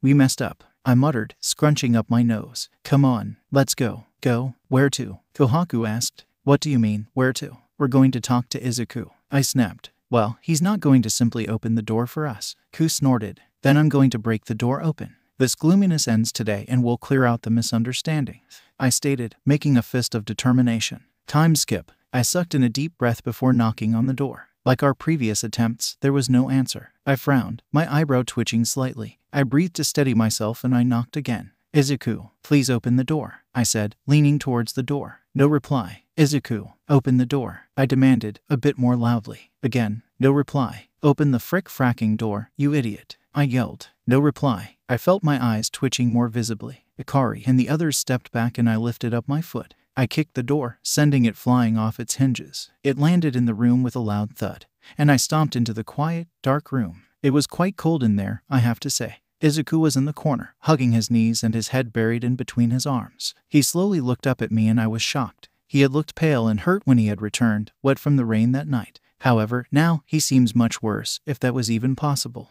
Izuku had bags under his eyes dull. He no longer had the bright glimmer that I used to admire so much. His eyes seemed so empty. The usual sassy expression he wore was nowhere to be found, only to be replaced with one that was stripped of any emotion. His lips were dry and cracked. The pink hue that had once tinted his lips had turned a dull purple. Izuku seemed very thin as well. I could see his bones and the color was drained from him. His hands were abnormally cold, shaking as he tried to push me away. His arms shook as he struggled against my grasp. I forced him to look at me. Every single bit of color was gone. Every single drop of life was sucked away from him. He looked like a living corpse, nothing like the Izuku I used to know. "Jigo ... away ... Izuku said. His voice was hoarse and it barely came out. It also sounded very strained. "Izuku, please," I cried, tears falling down my face. I held onto his shoulders tightly. "Please, we're sorry. Just please, I can't bear to see you go on like this. Go away. Leave me alone." Izuku choked out. He looked away from me. "I don't ...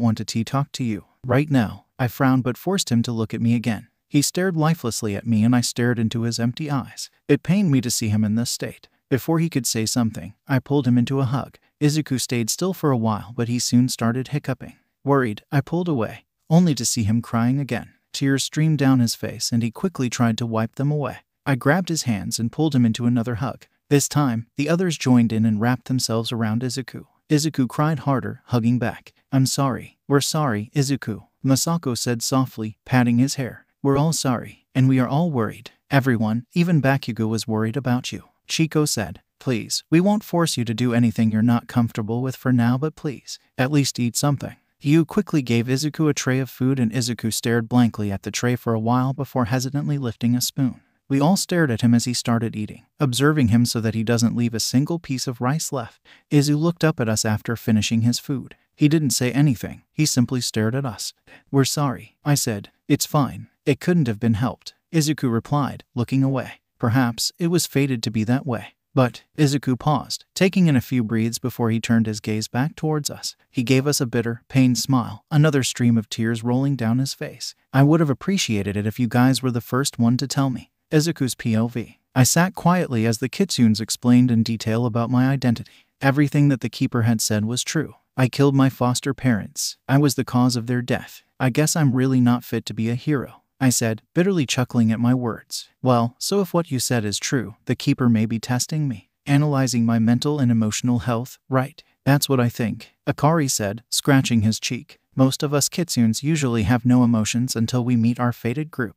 But you're different. You've lived with humans for as long as you could remember, so it's only natural that you have emotions too." "I see," I sighed again. "What's this thing about your fated group, anyways? You guys kept talking about that." "Ah, by fated group I mean the group we are assigned to. A fated group is assigned a certain world to protect and watch over," he'd explained. "We are a fated group and we were assigned this world." She gestured towards herself and the other kitsunes. They all nodded and I glanced between each of them. "But we are missing our final member," Akari butted in. "Unlike every other group, we were missing our main member, and that's me," I mumbled, finishing Akari's sentence. She nodded subtly. The atmosphere tensed a bit and I sighed. I laughed, making all the kitsunes look at me weirdly. "Are you okay?" Yu asked. "You're not going insane, are you?" "Of course not," I chuckled. I waved my hands. "Well, I'm still very shocked and I'll need some time before I can accept the fact. But," I paused for a while, recollecting all the events that I've been through. I've been bullied, hurt, and my parents died because of me. Everyone I cared for all died because of me. But thinking about all those people who supported me, I just felt like I have to make them proud, just so their death wasn't in vain. "You know, I thought over all my actions during the time I locked myself inside," I mumbled. "I finally know why I haven't been able to improve. All I do is cry. If something goes wrong, I cry. When someone insults me, I cry. Even the smallest things make me cry." I sighed, thinking back to my middle school years. I always get discouraged, then blame others and never try to change. "Izuku, don't blame yourself for this." "No, listen to me," I interrupted Akari. "I finally understand. I've been given another chance to get stronger and redeem myself. I'll do whatever I can to change. I'll love to be a part of your team." I gave the kitsunes a determined smile and they smiled back, hugging me as they welcomed me as their final member. "So, what exactly do you do as guardians?" I asked once we separated from the hug. "We protect this world from complete chaos for a certain amount of time. During that time, we are to help everyone find the meaning of life and achieve their goals. We are also supposed to study on how they act, so we probably won't have much time to goof around like we used to," he'd explained. "So, you're basically doing hero work," I said, making the kitsunes nod. "Then, let's get to it. I won't let that keeper get his way." The kitsunes laughed and hugged me another time, all of them saying how concerned they were. "Oh, and I wanted to ask about that letter you guys left me," I said. "It was so terribly written. I suspected that it wasn't true, but I couldn't find you guys anywhere. I was so heartbroken, you know." I'm sorry. I just couldn't find a proper way to excuse our disappearance," Akari said. "We were originally leaving for a short vacation. Also so that we could find some evidence on your sickness and race. Seems like our keeper told you before we could." "It's fine," I replied, laughing. "Just, please don't leave me like that next time." Time skip. After all the nice conversations and the clearing out of our misunderstandings, I was greeted by Eri and some of the other teachers. Kaken came to apologize to me, and when I asked why, he told me that Akari threatened him. Well, not only Akari but Mr. Aizawa as well. I never thought that I'd be hearing Kaken apologize to me. I smirked, feeling the need to tease him. "But I won't accept your apology." Kaken looked at me in fury, his eyes narrowing as he opened his mouth to yell. I snickered as I gave him the same mocking look that he used to give me in middle school. To be honest, I don't really care about the whole bullying thing anymore. What happened in the past is not worth dwelling over, in my opinion. But it was quite funny to see his reaction. "If you want me to listen, get on your knees and beg," I snickered, pointing to the floor. Kaken, Don't you want to apologize? Kaken growled, glaring at me. He then turned his glare at the floor but reluctantly kneeled in front of me. I heard several gasps of surprise from around us, several murmurs as well. I was pretty surprised as well. I felt my eyes widening at the sight. Though to think that I got to see the All Might Kaken bow down to me. I teased. I am sorry, Kaken mumbled. What did you say? I asked, pretending that I couldn't hear him. I cupped my ear. I'm sorry. What? I said I'm sorry, you dumps. Kaken yelled, his face red. Well, I'll accept your apology since you seem so desperate. I chuckled, signaling for Kaken to stand up. But you know, Kaken, I would have accepted your apology even if you hadn't kneeled. I gave him a small smile. He stared at me in a mix of shock and embarrassment, also some confusion. I suppose he didn't expect me to smile at him like that. Wait, what? He yelled. Wait. I started running, laughing as he screamed behind me. But thanks for the blackmail material, Kaken. I laughed, waving my phone. I looked back just in time to see the hilarious look on his face. I smirked as I looked at the video on my phone. Maybe this won't be so bad, after all. Izuku's POV. I smiled as I walked down the hallways of UA, talking with Akari and Akari. They were in their human forms currently. It's been quite a few years since all the weird commotion. I've officially become a member of Akari's guardian group. It did take a while to convince that salty keeper of theirs to let me. The Kitsunes and I have started working as pro heroes, and although we went through many hardships, we managed to become the #1 hero group. However, I will admit that it was very worth it. I've been feeling much better as well, more happy. I feel like I actually belong. Everything was so much better these days. ZUKU. I shook my head as Akari shook me violently. Were you even listening? Sorry about that. I was thinking about something else. I laughed, giving Akari an apologetic nod. Akari glared at me, kicking me right underneath my knees. She stuck out her tongue as I grasped my knee in pain. I pouted, looking up at her. You deserved it, ding-dong. Akari huffed. Walking off to the classroom, I quickly got up as I followed her. Akari laughed at me, making fun of how I got beat by Akari. Akari soon smacked him due to him being too loud. I laughed at him too, you know, eye for an eye. Frick you, Akari muttered. Frick you too. I laughed. We stared at each other for a while, then we burst into an unexplainable fit of laughter. You guys are so childish. I heard a groan. Move, you're blocking the way. Hello Aizawa-san. You're still in that same sleeping bag I see. I said. So, what are we doing today? Aizawa-san turned to look at me, looked away, then looked back at me. He stared at me for who knows how long before shrugging and scooting away. He stopped then came back towards us, handing us a sheet of paper. As the #1 hero group, I expect that you know how to teach several kids. Aizawa-san said. You're going to be taking on a class of new students. There's not much since this is going to be your first year teaching. Only 10 students. Do well. With that, Aizawa-san continued his journey to his classroom. I was left dumbstruck at his words. Akari seemed shocked too. I didn't know we were teaching. I mumbled. Akari nodded, slowly taking the paper away from my hands.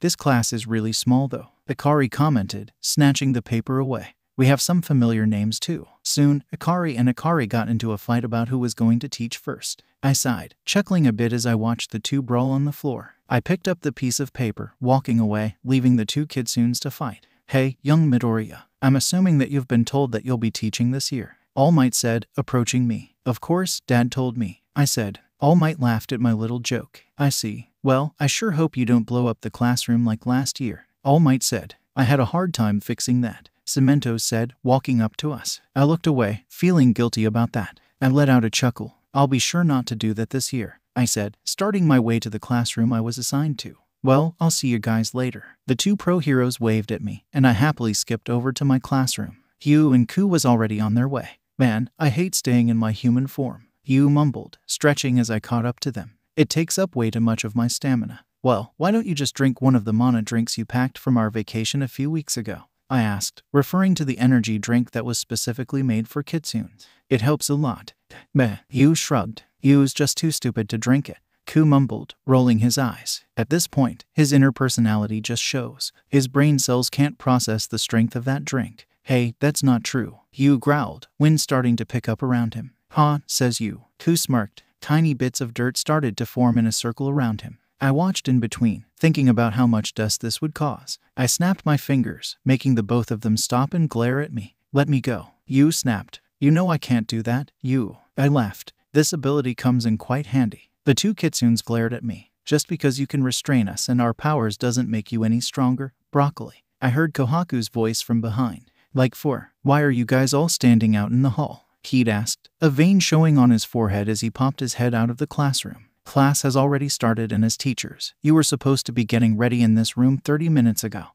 Oh crap, I gasped. I'm sorry, Keed. Sorry won't cut it. Everyone else was here, planning out our class plans today. Keed stomped on my foot. Just be glad that the students weren't here today to see your poor example. Oh, they aren't here? Takako asked, walking up behind us. That's odd. Just before Keed could open his mouth to explain, the intercom went off, explaining that some of the roads to UA have been cut off due to a villain attack, which might cause some students to be late. Yeah, what that thing just said. Keed huffed, pushing up his glasses. Anyways, Eri was here since an hour ago, and she's still a child. Oh, my precious Eri is in our class, I asked, bursting open the door. I saw Eri sitting in one of the desks near the window, her hair fluttering as the wind from outside blew into the classroom through the windows. She turned to look at me once she heard the loud slam of the door opening, smiling once we made eye contact. I hugged Eri before she could even finish her sentence. I missed you, Nai-chan. We saw each other a day ago. Eri laughed. I smiled sheepishly as I realized that what she said was correct. Every day honestly felt like years with all the stuff that we had to manage. Going to Kitsune meetings in the Kitsune realm, doing hero work in this world, and dealing with other problems. It was fun though, undeniably fun. Anyways, I'm glad to have you in my class, I said, patting Eri's head. I'm happy too. Eri smiled. And Koda is going to be here too. I froze when I heard that name. Koda and I have been bonding recently after I showed him some cool tricks with water, but I still can't erase the memories of him running after me, threatening to punch me again. Ah, that child. I sighed. Well, I sure hope no other problematic children pops up. You're the one to talk. I turned around to see Koda, who seemed to be taller than me. Zuku-san, you can't lie that you haven't caused any trouble during your youth. That's true. I sighed, faking tears. I can't believe you two have grown up to bully me. You know how much time I spent babysitting you. Koda and Eri laughed at my awkward acting. We continued talking about some useless topics until the other children arrived at school. Halfway into the lesson, the door flung open, only to show my friends. Todoroki, Kaken, Uraraka, Mina, Momo, Denki, Ida. Everyone was there, even the teachers, and all the students. I looked back at my own students only to see them smiling and shooting confetti. All Might was holding a cake, walking closer to Kitsune's and I with a warm smile. Happy first anniversary of becoming pro heroes. All Might said. We are truly blessed to have you, Izuku. You guys too, All Might said, turning to the Kitsunes. I have to thank you guys. Thank you. We truly appreciate you. Okay, sadly the chapter is over. And if you enjoyed the video, just leave a like and subscribe with post notification, so when the next chapter is ready, you will be notified. Okay, see you in the next video. Bye.